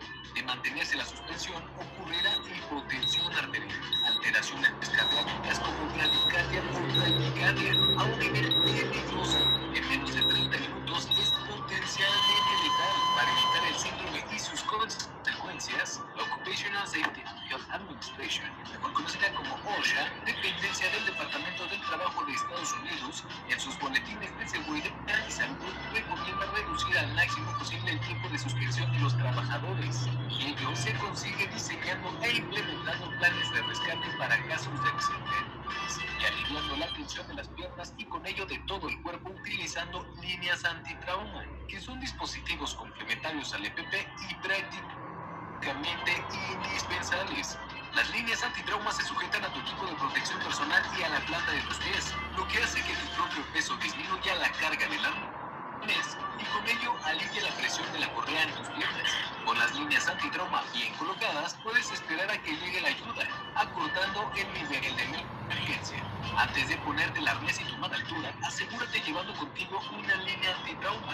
En Hawk tenemos las más cómodas, ligeras y fáciles de usar. Acércate a nuestros especialistas en alturas y pide las tuyas. Hawk, los especialistas en alturas. Como hemos visto, ¿no? Dentro del video es importante que entendamos que el síndrome de suspensión ortostática o el síndrome del arnés, ¿no? O el síndrome de suspensión inerte es altamente peligroso, ¿ya? Por esa razón, dentro de los trabajos que nosotros desarrollamos, vamos a generar el plan de rescate de trabajo en altura, donde incorporemos un tiempo mínimo de respuesta de hasta 10 minutos con la persona a nivel de piso, ¿ya? ¿Qué significa? Sucede la emergencia, el rescatista, ni bien es advertido, no es que, ¿dónde está? Allá arriba, ahorita voy a subir y voy a armar mi sistema, ya pasó 10 minutos, 15, 20 minutos, 30 minutos a nivel de piso, esa persona ya no va a recuperar. ¿Han visto, no? En cuestión de 30 minutos, esta persona puede perder la vida. Entonces, no hay tiempo que perder, y como lo dijimos en espacio confinado, en trabajo en altura, si voy a tener personas en altura, el rescatista no va a estar a nivel de piso, a no ser que arme un sistema de descenso controlado hasta nivel de piso, desde piso. No sé si me entienden, ¿no? Pero sin embargo, si no, y no hay esa posibilidad de tener una cuerda de reenvío de tanta distancia, ¿no? Porque podemos tener una torre de 50, 60 metros, es difícil porque yo tenga una cuerda de 200 metros para nada más ir y volver. Y todavía que sea simple, ¿no? No da. Tendría que estar yo arriba, desde donde él va a bajar, para subirlo o para bajarlo, dependiendo de la posibilidad, de la factibilidad que yo determine en la situación de emergencia. Significa que si el trabajador estaba bajando, yo lo evidencié, yo lo vi, me avisaron de que se quedó colgado, en el instante yo bajo. A los 2 minutos yo estoy bajando y estoy ya trabajando en bajarlo al trabajador o subirlo al trabajador, ¿no? Ya sea hasta nivel de plataforma, hasta nivel de techo o a nivel de piso, pero ya yo lo estoy bajando. En cuestión de 10 minutos esa persona ya tiene que estar abajo. ¿Para qué? Para poderlo recuperar y brindarle la atención necesaria.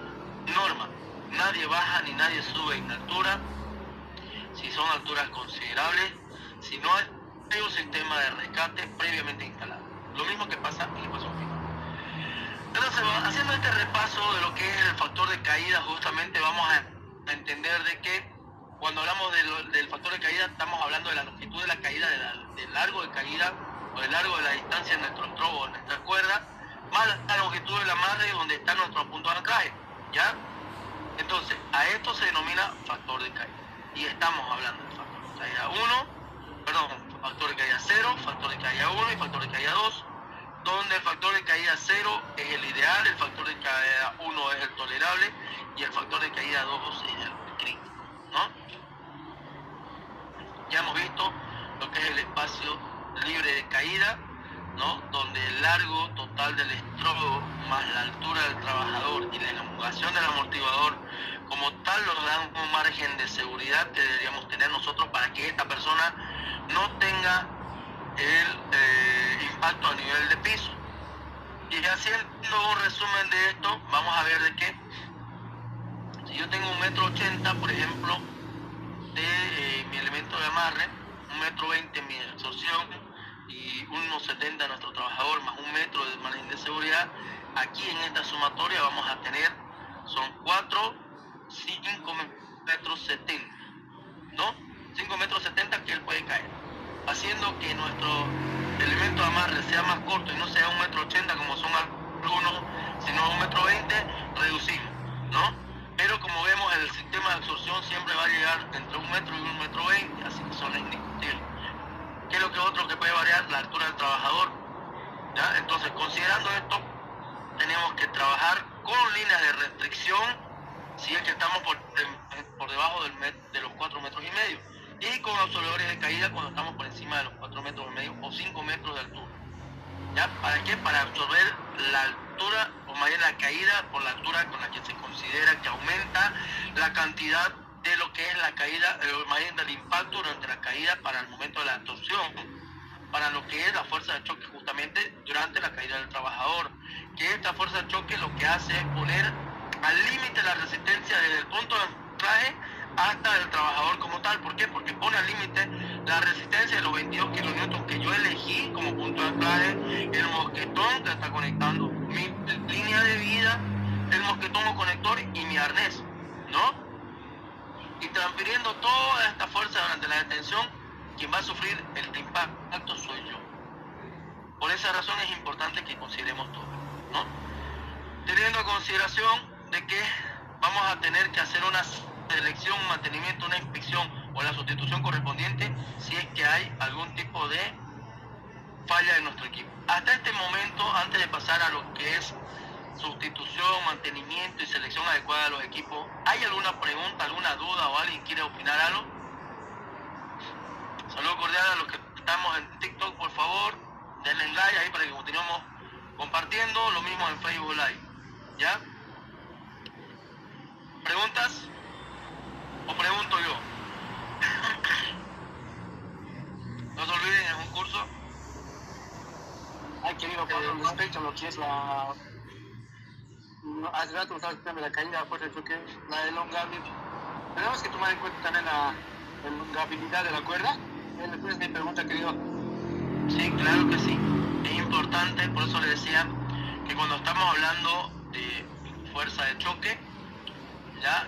¿Qué es la fuerza de choque? Ya hemos visto que el factor de caída justamente, y acá está en la fórmula, fuerza de choque es la longitud de la caída, ¿no? La distancia de caída por la longitud de amarre, o sobre la longitud de amarre. ¿Qué significa? La distancia de la cuerda que tenemos acumulada más la distancia de cuerda que tenemos en vuelo, dependiendo del punto donde nosotros nos conectemos, si está arriba, si está en medio o si está abajo de nosotros. Ahora, ¿qué sería la fuerza de choque? La fuerza de choque va a ser la distribución del impacto de caída. Cuando hablábamos de impacto de caída, ¿se acuerdan, no? Del impacto de caída en la distribución de la detención desde el punto de anclaje hasta el trabajador. En pocas palabras, va a ser fuerza de choque, transmisión de la fuerza de la caída al trabajador durante la detención de esta caída. ¿Qué significa? Vamos a poder tener la detención de la caída y primero que va a detener la caída va a ser el anclaje. Esa fuerza de la detención de la caída va a ser transmitida por la cuerda. Y esta cuerda, por seguridad, tiene un margen de hasta 8 kilonewtons, ¿ya?, de resistencia en la elongación, es decir, se puede elongar hasta 8 kilonewtons, es decir, va a absorber la caída y se va a estirar un poco más, como si fuera un elástico, para que la absorción o para que la fuerza del impacto no te llegue con mucha fuerza a vos. Va a llegar eso hasta tu conector o de sensor, te resiste los 22 kilonewtons, pero como es rígido, va a llegar y va a transmitirte a vos. ¿Y lo va a transmitir a quién? Al arnés. ¿Y de dónde lo va a transmitir? A todas las cintas que va a ir desde el hombro hasta tu pelo. Entonces, toda esta línea de absorción va a ser transmitida en la fuerza de choque, en el impacto, en la detención de la caída, a vos como trabajador. Y es importante por eso que la detención, ¿no?, también sea absorbida por la cuerda. Soto, ¿tenías pregunta? Sí. Un manual anterior había visto y creo un concepto más que se adhiere a se podría decir, a esta fórmula que se hace para calcular el factor de caída. Creo que había una fórmula que agregaba la elongación del arnés, o no sé, tal vez estoy equivocando con eso. En realidad no lo agrega. En el factor de caída, no, ¿Ya? En el factor de caída solo ves vos punto de conexión y distancia de caída. ¿Ya? Ahora, en el impacto de la caída libre, ya vos ves deformación del arnés, altura, ¿ya? De la caída, eso, es deformación del arnés, ¿no? Acá en este elemento de amarre, el sistema de absorción, altura del trabajador y margen de seguridad, ¿por qué nos damos un margen de seguridad? Si ya tenés vos tu tu alrededor, tenés tu punto de anclaje, tu elemento de amarre. ¿Por qué te das ese margen de seguridad? Porque no sabes si la persona lo aseguró bien o no su arnés. Ojo, se dice que tiene que pasar solamente 1 metro o más bien una mano por debajo de la cinta. Entonces, si no se asegura bien el arnés, hay un margen, y aquí lo vamos a ver, acá, de deformación que en algunos momentos llega a ser crítico. Porque, no me gusta ajustármelo mucho, me incomoda. Y cuando quedan colgados, vos te das cuenta casi que son 50 centímetros de distancia en la deformación del arnés. ¿Te das cuenta? Casi es medio metro de deformación del arnés. Entonces, vos tenés que darte un margen de seguridad para poder determinar tu factor de seguridad. ¿No? Oye, entonces ese margen estaría incluido dentro del 1 metro de margen de seguridad, ¿no? Pensaba que estaba disculpado. Ya. No, eso es parte del margen de seguridad como tal. ¿Ya? Denle like ahí, lo que están en el TikTok se va a cerrar. Entonces, es importante que nosotros entendamos justamente de que esta situación ya está contemplada, pero que nosotros, para evitar esto, siempre le vamos a dar ese margen de seguridad, por lo menos de 1 metro. Si hablamos de 50 centímetros, 70 centímetros, mejor hablemos de 1 metro. Otros le dicen 80 centímetros, hablemos directo de 1 metro de seguridad, ¿ya? Pero sí es importante la deformación del arnés, porque al momento de absorber la caída del arnés, si estás anclado adelante, se te estira y cuando acordás, estás quedando lejos de tu anclaje y allá queda tu conector, ¿no ves? Es ese el detalle. Entonces vos tenés esta distancia que tú todavía estás cayendo y es considerable. Por esa razón es importante que nosotros como personal calificado, personal competente, siempre supervisemos el trabajo de nuestro personal que va a estar en la obra, en el trabajo como tal, ¿no? Tomando en consideración justamente de que si es que nosotros tenemos la posibilidad de hacer las correcciones necesarias a nuestros trabajadores, así después no hay te parece policía, no revisa hasta el arnés, digamos, ¿no? Te ves por su seguridad, ¿ya? Por esta situación. Por eso es importante estos análisis que vamos a hacer, ¿ya? ¿Queda claro entonces hasta ahora? ¿Enrique, quedó claro?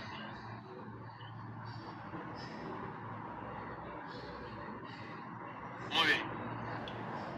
Vamos a continuar con lo que es el tema 9, selección, mantenimiento, inspección y sustitución. Por si acaso, ya van a ser las 2 de la tarde. Por favor, vayan despejando todas sus dudas, porque a partir de ahora ya no nos vamos a ver más.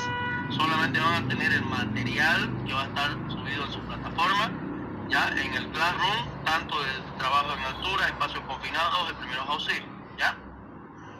Bien, cuando hablamos de selección del material tenemos que ver, primero lo que mencionaba yo hace un momento, que el personal calificado es quien hace la selección del sistema de detención de caída para el trabajador, ¿ya? Yo voy a agarrar y le voy a decir, ya ponete tu conector de tu gancho. Cuando vemos un gancho de 1,5 metros, casi más, o sobre 1,20 m, y está subiendo a 5 metros de altura, no puede ser, tipo se va a caer y va a chicotear contra el piso si cae. Entonces, no, venga papi, venga, otra acá.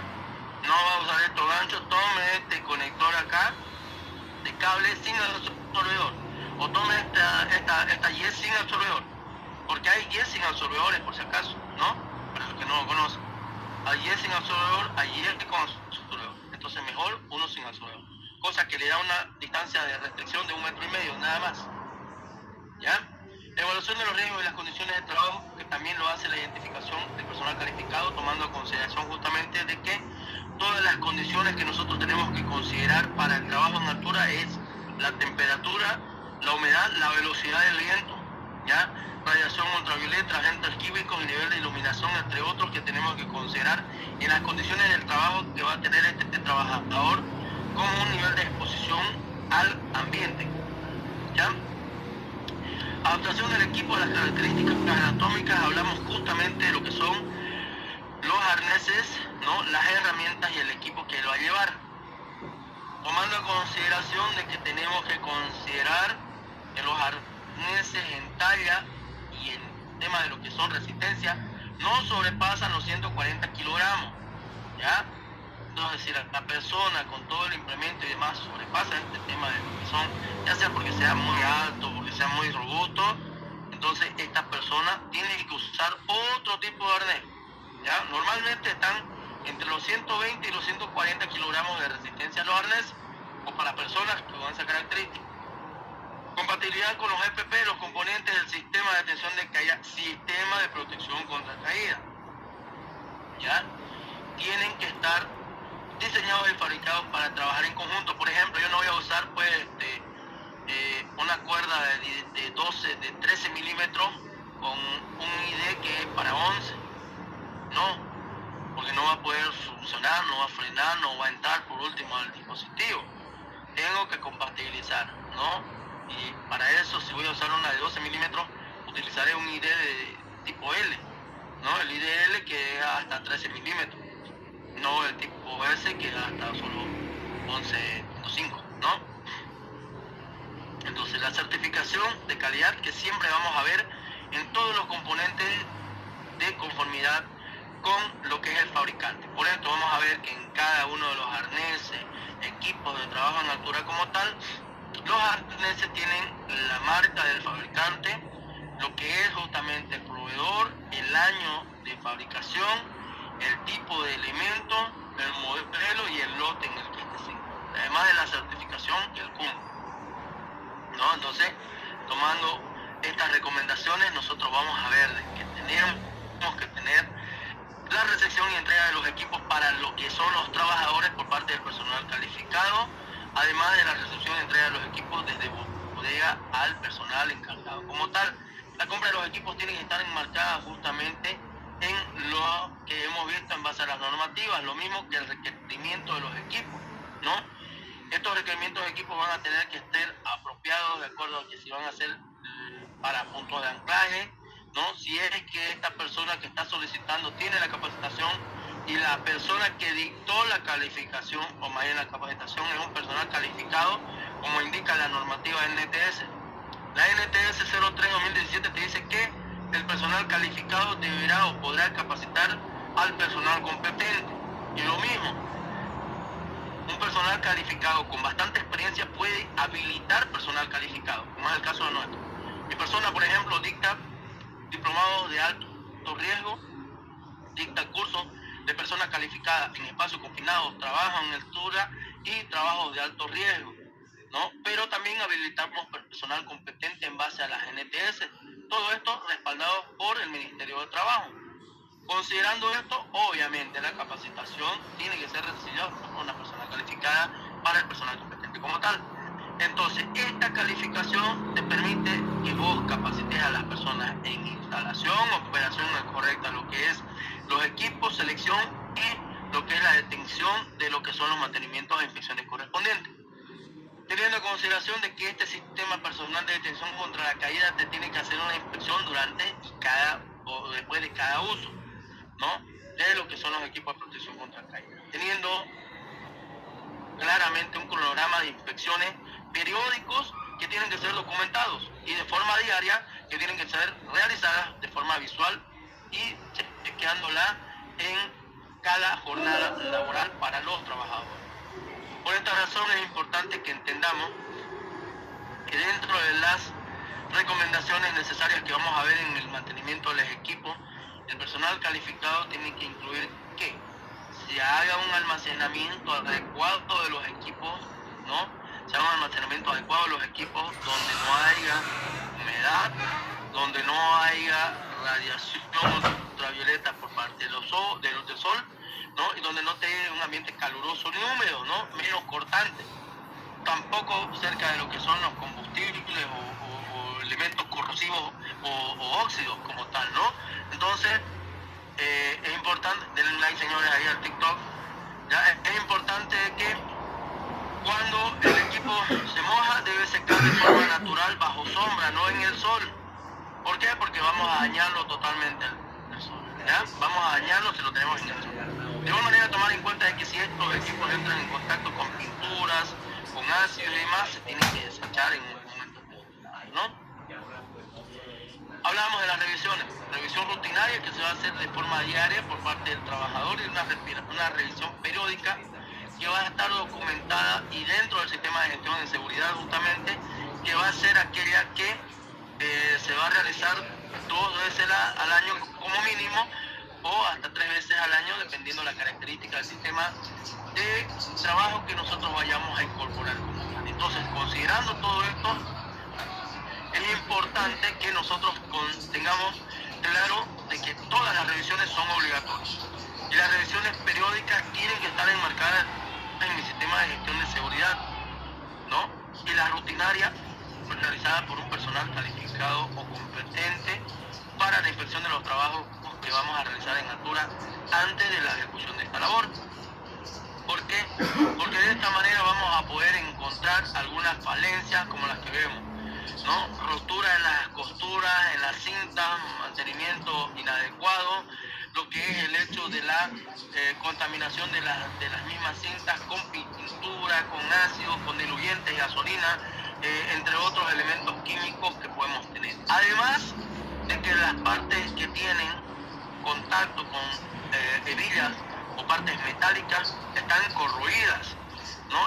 O deformadas. Entonces significa que este material tiene que ser sustituido por un material nuevo que tenga y cumpla todos los requerimientos que nosotros estamos considerando o necesitando. ¿Y quién va a hacer la sustitución con informe fotográfico de una preventiva justamente de todo ello? La persona autorizada o capacitada a nivel personal calificado de altura para lo que es la baja justamente de esta situación. Teniendo en consideración esto, vamos a ver de que fuera del sistema de protección personal contra caídas, tenemos el sistema de protección colectiva. Y estos sistemas de protección colectiva son justamente las barandas y las redes de seguridad, que ya las hemos visto como protección colectiva, ¿no? La protección colectiva, ya hablábamos de los sistemas de protección contra caídas. ¿Cuáles son? Aquellas que previenen la caída y aquellas que detienen la caída, ¿no? Y cuando hablábamos de las que previenen la caída, estamos hablando de líneas de vida, estamos hablando de barandas, estamos hablando de lo que es la delimitación, controles de acceso, manejo de desniveles y entre otras como las redes de protección, ¿no? Que previenen la caída. Y las que detienen la caída, ya estamos hablando, estas son las que previenen. Delimitación, líneas de advertencia, ¿no? Estas líneas de advertencia que tienen que tener justamente la delimitación para poder evitar de que la persona se aproxime a la caída, y estas tienen que estar como mínimo a 1,80 m de distancia del borde que está desprotegido donde va a estar la caída, tomando en consideración de que tienen que estar visualmente claras, ¿no? Es decir, con colores claros o colores visibles. Entonces se tiene que garantizar una supervisión constante en la zona para evitar el acceso o la aproximación a estos niveles de riesgo justamente que se tienen en ese lugar. Ya, entonces, tomando esto a consideración, vamos a ver de qué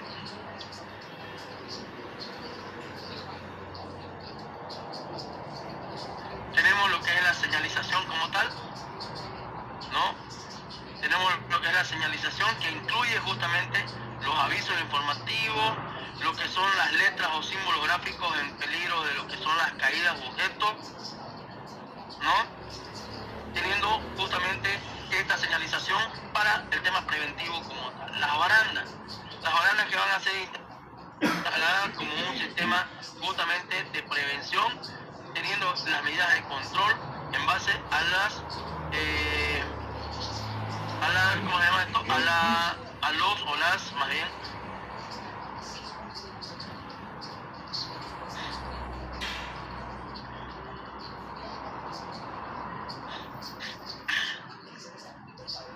perdón un ratito, ya muy bien, teniendo en consideración las, uy, se me pasó, me distraje un rato.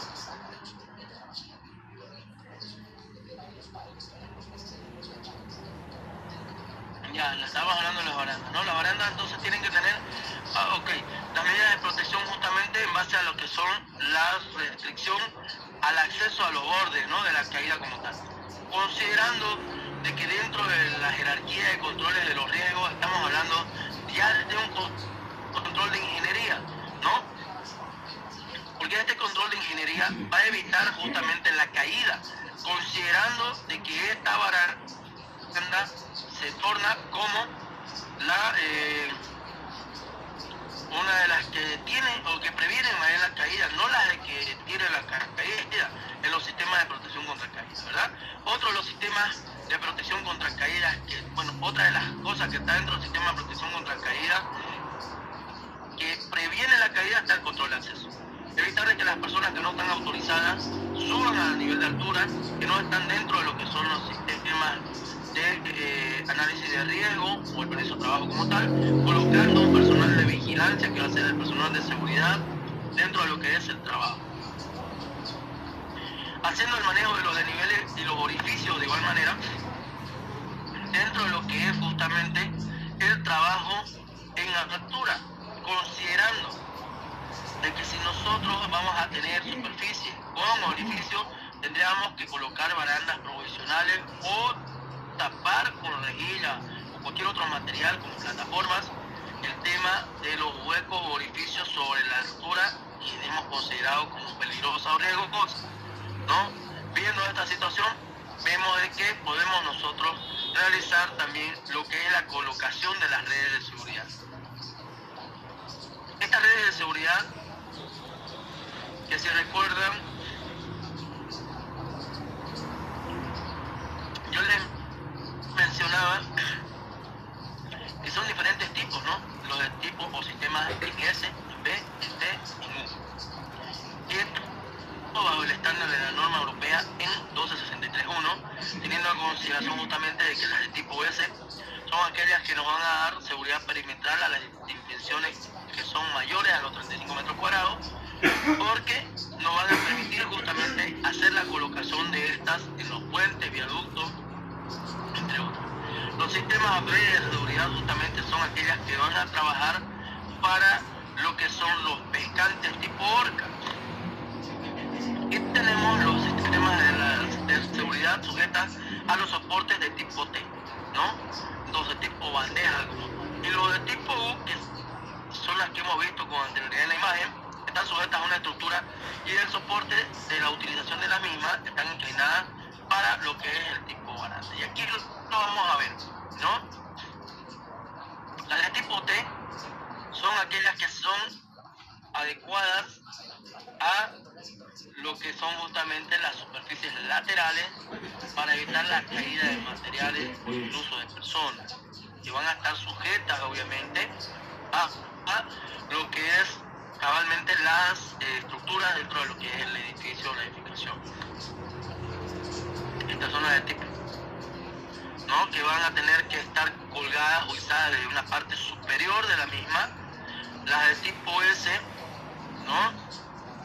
Que van a estar colocadas en las superficies de los tingados como tal, por ejemplo, que estas previenen o más bien detienen la caída como tal. Y las de tipo U, que van a estar en las superficies barandales para evitar justamente la aproximación y la caída de la persona. Para estos trabajos sobre los 7 metros de altura donde no se cuente con sistema de protección contra caída, de ejemplo lo que son arneses y barandas, se debe tener este tipo de materiales y debe estar inspeccionada o colocadas, instaladas por personal calificado como tal. Aquí vamos a ver un video de lo que son las redes.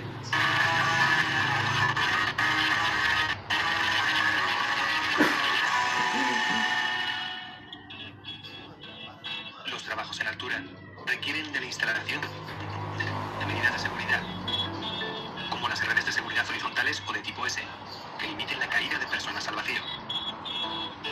Las principales partes de una red tipo S son la propia red o paño de red, las cuerdas de atado, la cuerda perimetral, las cuerdas de unión.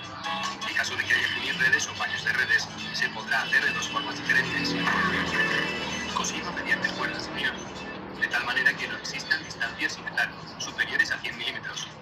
Se recomienda cuadro a cuadro de malla, o solapado, con un mínimo de solape de 2 metros. Las redes de seguridad seguridad tipo S se instalarán con cuerdas de atado amarradas a puntos de anclaje capaces de resistir la carga prevista. La distancia entre los puntos de anclaje será inferior a 2,5 metros. Inicialmente, se extienden las redes en el suelo para proceder a su cosido mediante la cuerda lineal. Se recomienda cuadro a cuadro de malla o cada 10 centímetros y afianzar la costura aproximadamente cada 50 centímetros con un nudo. Se ajustan las redes pasando las cuerdas de atado por todas y cada una de las mallas y atando los extremos de las mismas a las cuerdas perimetrales. Para facilitar su manejo, se recogerá la parte sobrante de la red, enrollándola y amarrándola a las cuerdas de atado. Los trabajadores, adecuadamente anclados mediante un arnés anticaídas, izarán los paños atándolos por su cuerda perimetral, bien a los puntos de anclaje previamente dispuestos, o bien sobre los elementos estructurales. A continuación, se procederá a la unión de las distintas tramadas resultantes de las uniones eliminadas en su alrededor.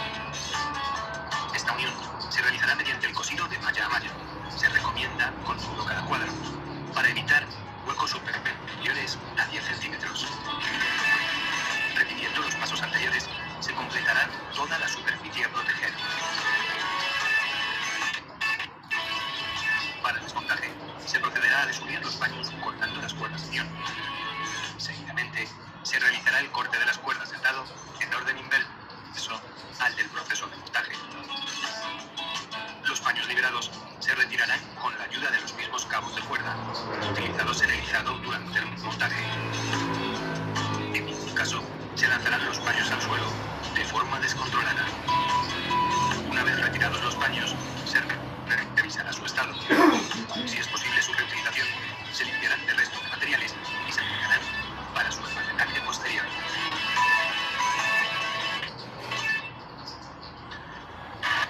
Muy bien, como vemos ahí, es importante el tema del establecimiento de lo que son las redes de seguridad, tanto para lo que son los trabajos en altura, en la construcción, como también para lo que son los montajes y trabajos en la colocación de tinglado. Bien, vamos a hablar un poco de forma resumida de lo que son los andamios y las plataformas, ¿ya?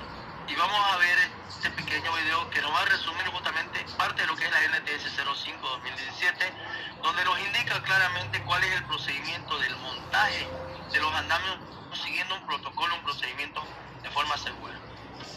Los andamios o plataformas temporales de trabajo pueden ofrecer una manera más segura y eficiente de trabajar en la construcción, pero el uso de andamios también es una de las causas principales de lesiones en las obras.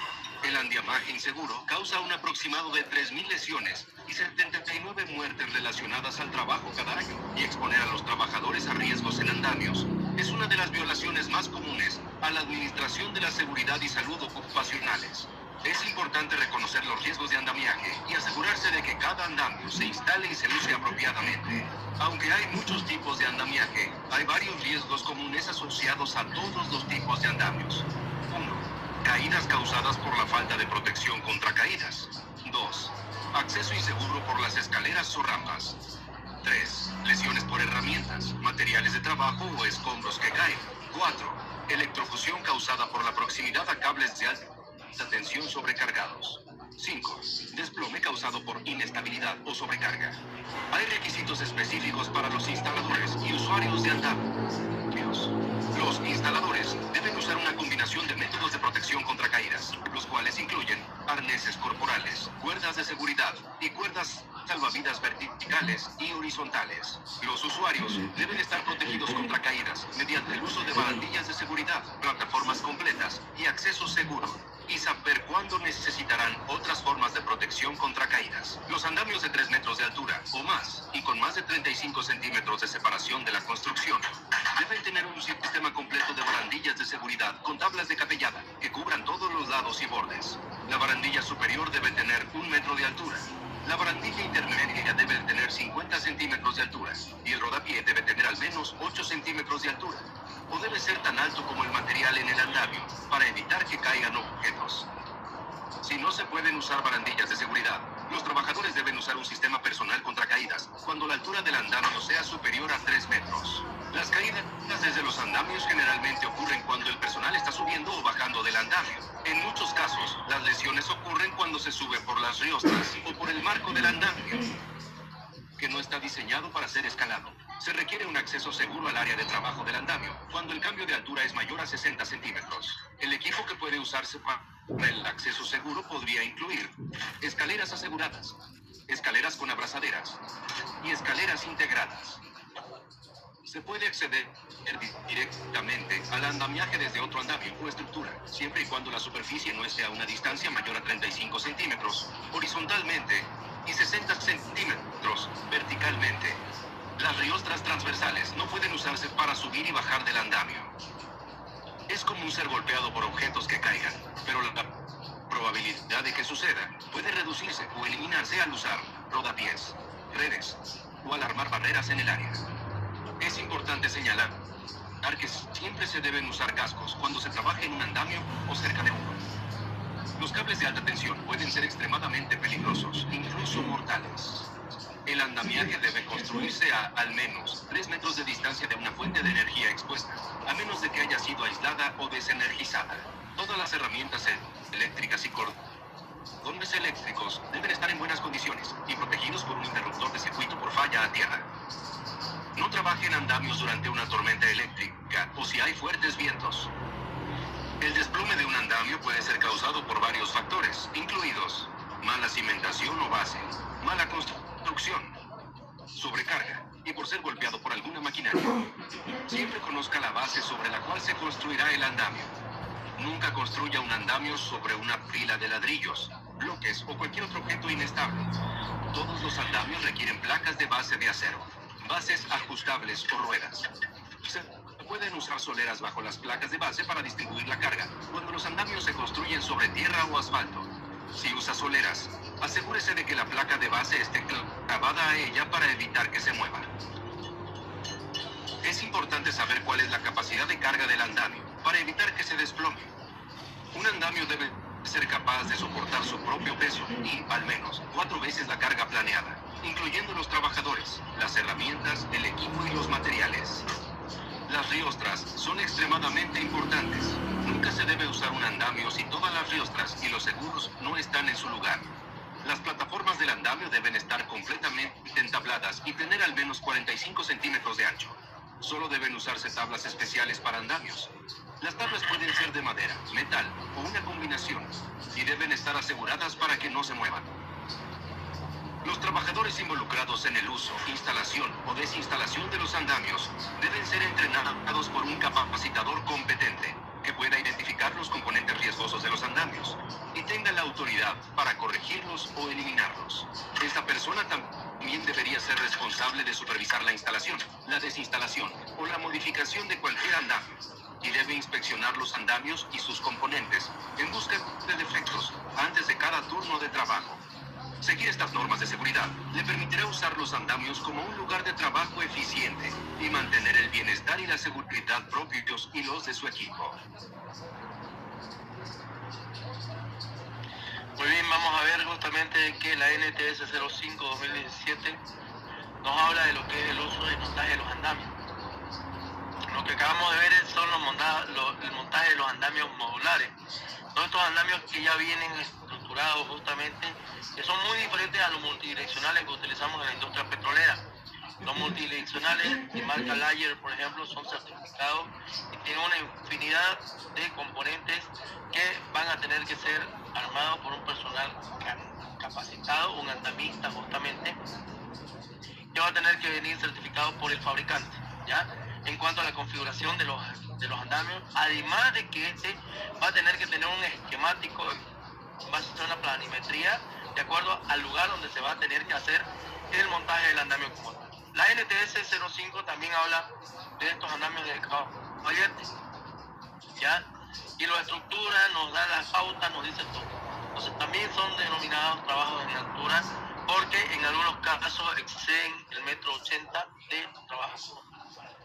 Las plataformas elevadoras o móviles también son parte del trabajo en altura, donde nos indica claramente de que si no estamos conectados a lo que son las barandas del trabajo, donde estamos usando la plataforma, podemos sufrir algún tipo de caída. Por eso es de que es importante que nosotros, cuando estemos usando este tipo de andamiaje, como hay plataformas elevadoras, estemos conectados a lo que son justamente las barandas alrededor de la plataforma elevadora, ¿no?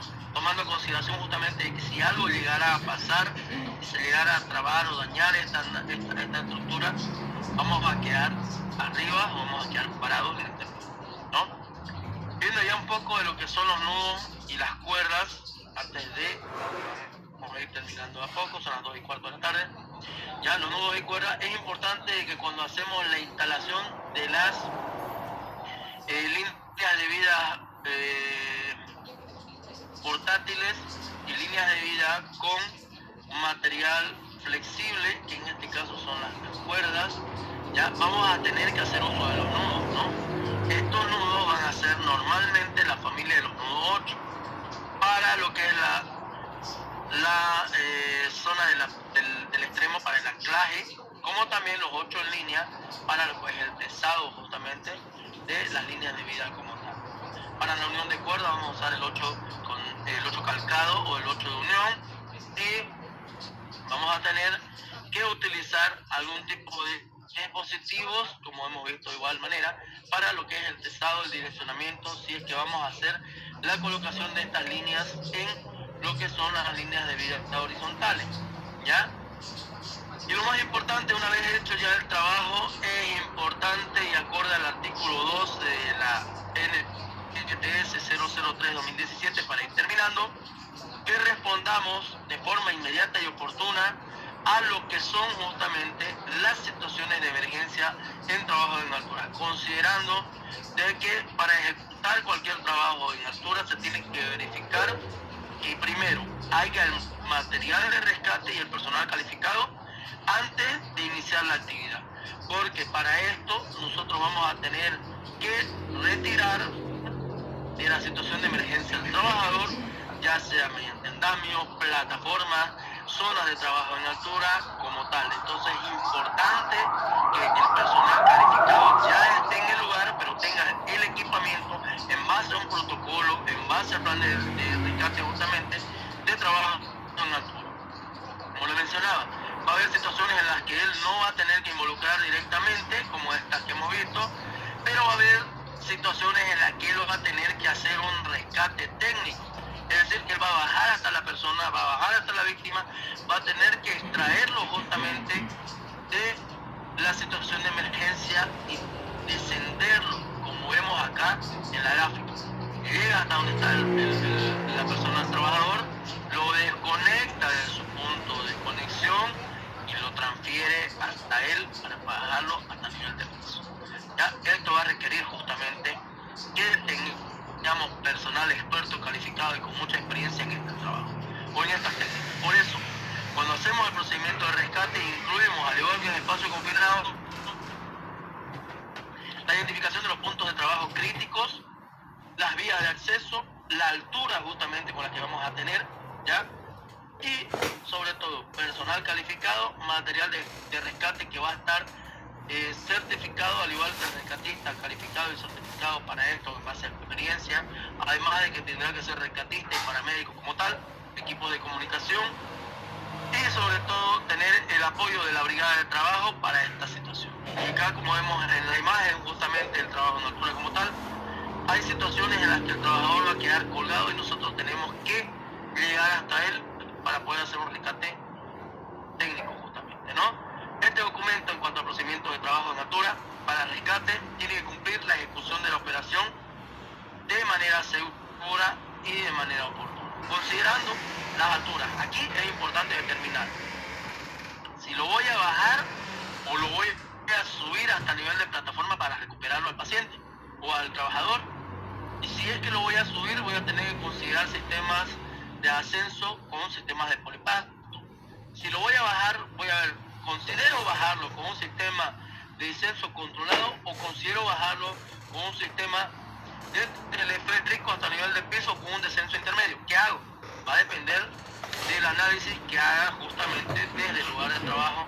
Por esta razón, antes de iniciar la actividad, yo voy a realizar la inspección al lugar, el análisis de riesgo, el análisis de los puntos críticos, y en base a este análisis voy a elaborar mi plan de rescate, evaluando que mis recursos, tanto recursos del personal como el recurso logístico, en base a lo que son los equipos de rescate que voy a tener. Teniendo que utilizar material certificado, tanto para el trabajo como para la seguridad del trabajador, considerando camillas, ya canastillas, camillas plegables o no, lo que son los pañales de rescate, los arneses de rescate, el sistema de los descensores de rescate y entre otros, ¿no? Definiendo lo que hablábamos hace un momento, personal de apoyo. Tiene que estar el rescatista, tiene que estar el médico, tiene que estar el de seguridad, estableciendo esta brigada de rescate para capacitar al personal dentro de las actividades que se va a desarrollar, considerando de igual manera, al igual que en el espacio confinado, cuál va a ser el sistema de rescate que voy a realizar en cuanto a la atención y sobre todo la comunicación al médico, al personal de seguridad y a la planta, a la empresa, para ver si todos continúan trabajando como si nada mientras el otro está colgado, o todos paran actividades y nos enfocamos a rescatar.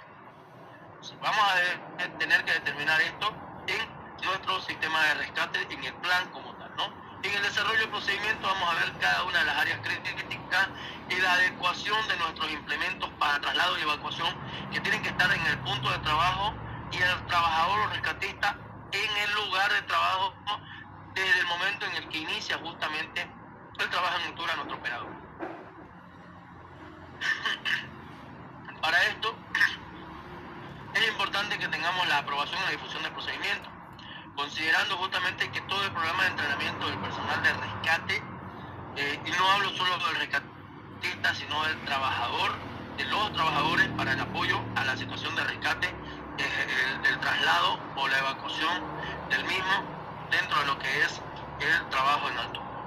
Teniendo un programa de entrenamiento que es el que hemos mencionado, sabiendo nudos, sistema de línea de vida, acceso a vertical, los cambios de sistema y los dispositivos que hemos tenido, tomando a consideración todas y cada una de las actividades en rescate, tanto rescate sobre la línea como rescate en plataformas, los descensos controlados, ascenso y descenso con doble línea, el sistema. Y cuando les mencionaba, a ver, aquí quiero que atiendan, cuando les mencionaba que hay intervención directa para el rescate, pero hay intervención indirecta.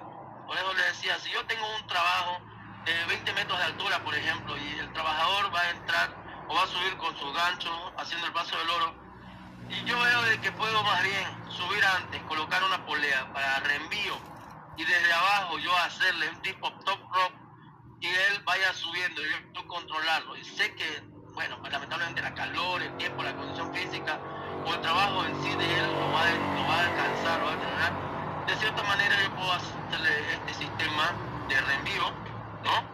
Y cuando él se encuentra en una situación de emergencia o algo, le digo desconectate, se desconecta a su gancho y yo lo bajo con un descenso controlado desde nivel de piso, sin que yo tenga que subir y hacer el rescate técnico cuerpo a cuerpo, ¿no? Entonces esto lo va a tener que considerar el rescatista como tal, considerando que siempre tenemos que demostrar.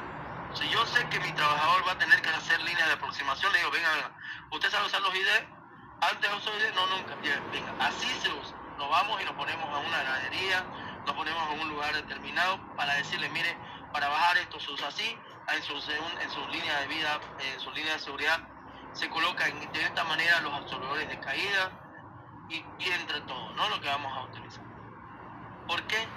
Porque vamos a ver que hay diferentes tipos de rescate, ¿no? El modo directo, que es el que nosotros mencionábamos, cuerpo a cuerpo, donde vamos a hacer la transferencia del rescatado.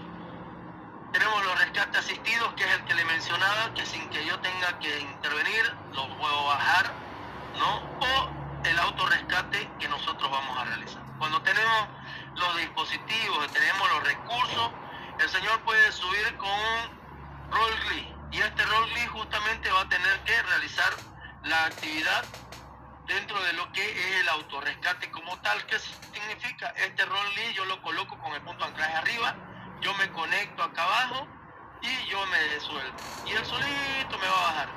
Entonces yo puedo salir de la situación de emergencia, conectándolo solo mi Rolling y yo bajando, ¿no? Teniendo a consideración de que todas estas situaciones yo también las puedo brindar si tengo este dispositivo sobre el terreno. Y aquí vamos a ver, por ejemplo, un ejemplo del uso de este Rolling. Los voy a dejar un minuto mientras ustedes ven el video, ¿ya?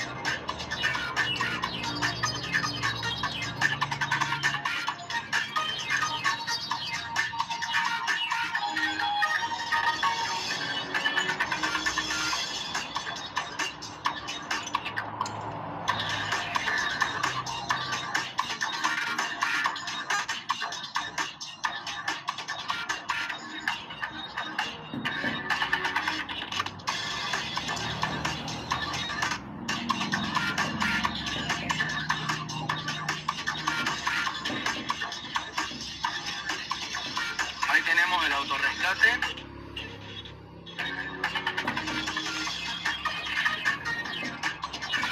Ese es el Rolling para poder hacer una asistencia de rescate o autorrescate, ¿no? Y tenemos justamente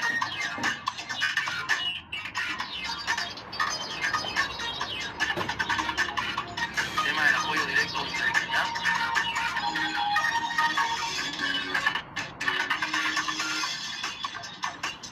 Esto es la pérdida que les mencionaba. Sin que yo tenga que intervenir, lo puedo rescatar a él conectándolo justamente, coloco mi polea arriba y lo voy subiendo. Teniendo en consideración de que una vez que yo lo suba, lo desconecto de su punto de anclaje y lo bajo hasta el nivel del piso sin que yo tenga que intervenir directamente. A no ser de que se requiera justamente de que lo haga, ¿no? Que yo baje con él.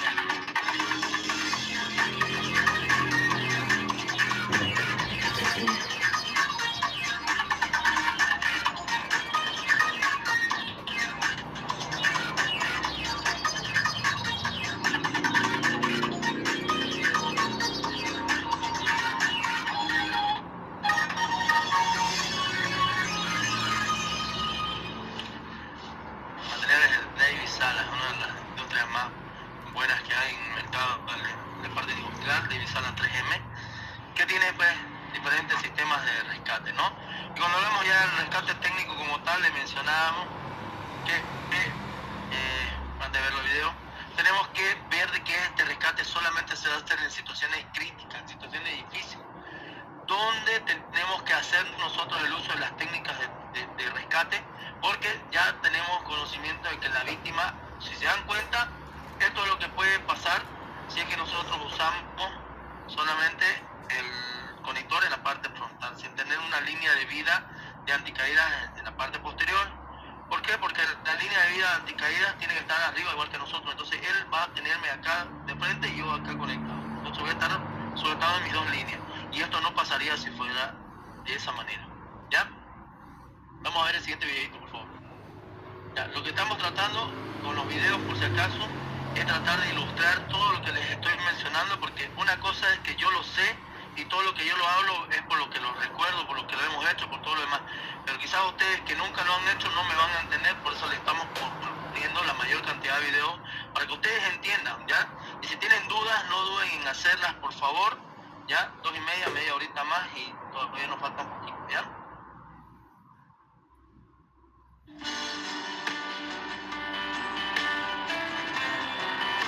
A ver, atiéndame. Se están viendo los videos, ¿no? Cuidado que me digan que no se está viendo. Se está viendo, Pancho. Ah, ya, muy bien, muy bien. Gracias.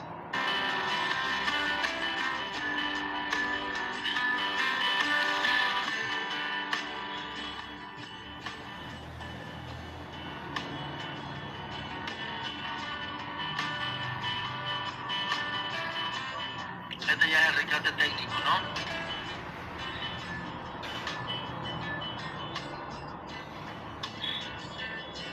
¿Se dan cuenta, no? La deformación en el arnés que hay. Y eso que eso está bien conectado.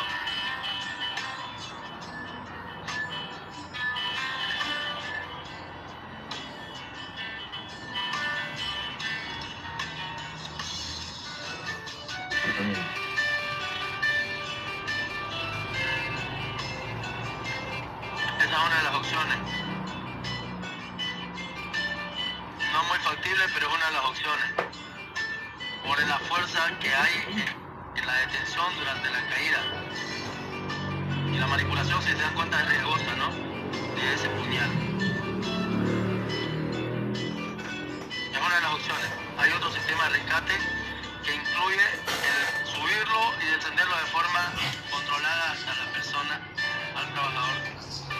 Pero cuando se trata de evacuarlo de forma rápida y oportuna y ya tenemos mucho tiempo colgada a la persona, mucho no interesa el equipo, no interesa mucho su conector. Llegamos rápido, ya llegué, después de 5 o 10 minutos ya la persona ya está desmayando.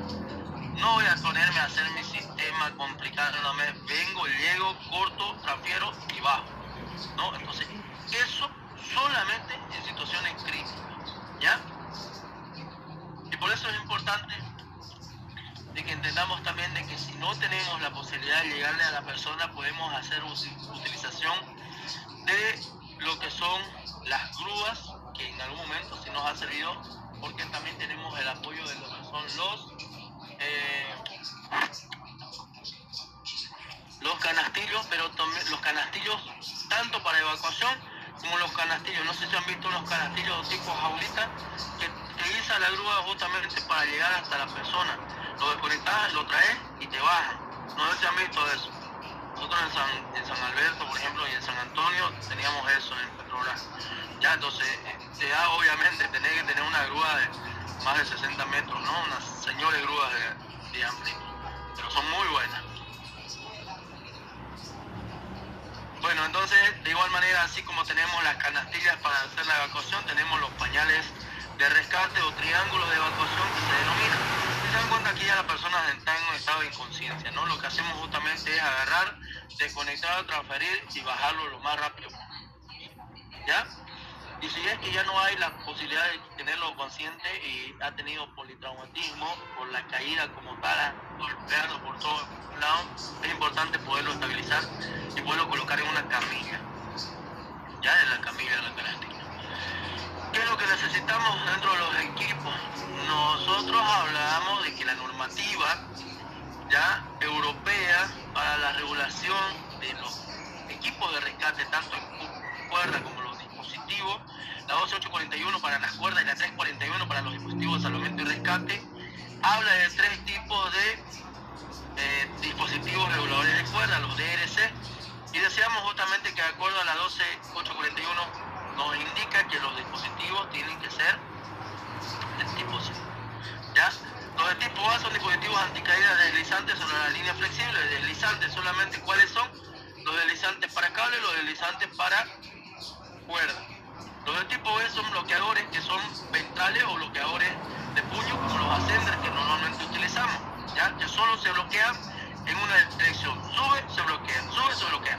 No baja, no son deslizantes, ni para arriba, más bien para arriba, pero no para abajo. Y los que vamos a utilizar son los dispositivos de tipo C, de sensores que permiten controlar al usuario la velocidad y que tienen la posibilidad de tener una parada sin tener que agarrar o controlar el dispositivo o la línea de trabajo. Entre los dispositivos B, vamos a ver lo que es el Zoom, vamos a ver lo que es el T-Block, los Ascenders, ¿no? Entre otros, que van a estar conectados justamente al arnés para poder hacer el ascenso. Tranquilamente, nosotros colocamos Ethernet, si vamos a subir, o más bien al arnés, si vamos a subir y podemos tenerlo pegado siempre. ¿Cuáles son los que no vamos a usar en los dispositivos de tipo C? Aquellos elementos que no tienen un bloqueo automático, el breakback o rack, lo que son los 8 deportivos, los 8 así tengan cuernos, o las aristas para el bloqueo no se utilizan. Lo que son los tipos canastitas o nariz de chancho, que se denominan los ATC, o los mosquetones, dispositivos que usábamos, los HMS, que son justamente para hacer los descensos con nudo dinámico.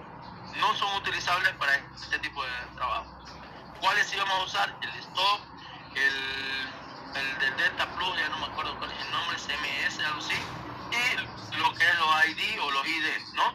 Que estos sí son dispositivos de reguladores de cuerda de tipo C en base a la 12841 y de clase A en base a la 341, ¿ya?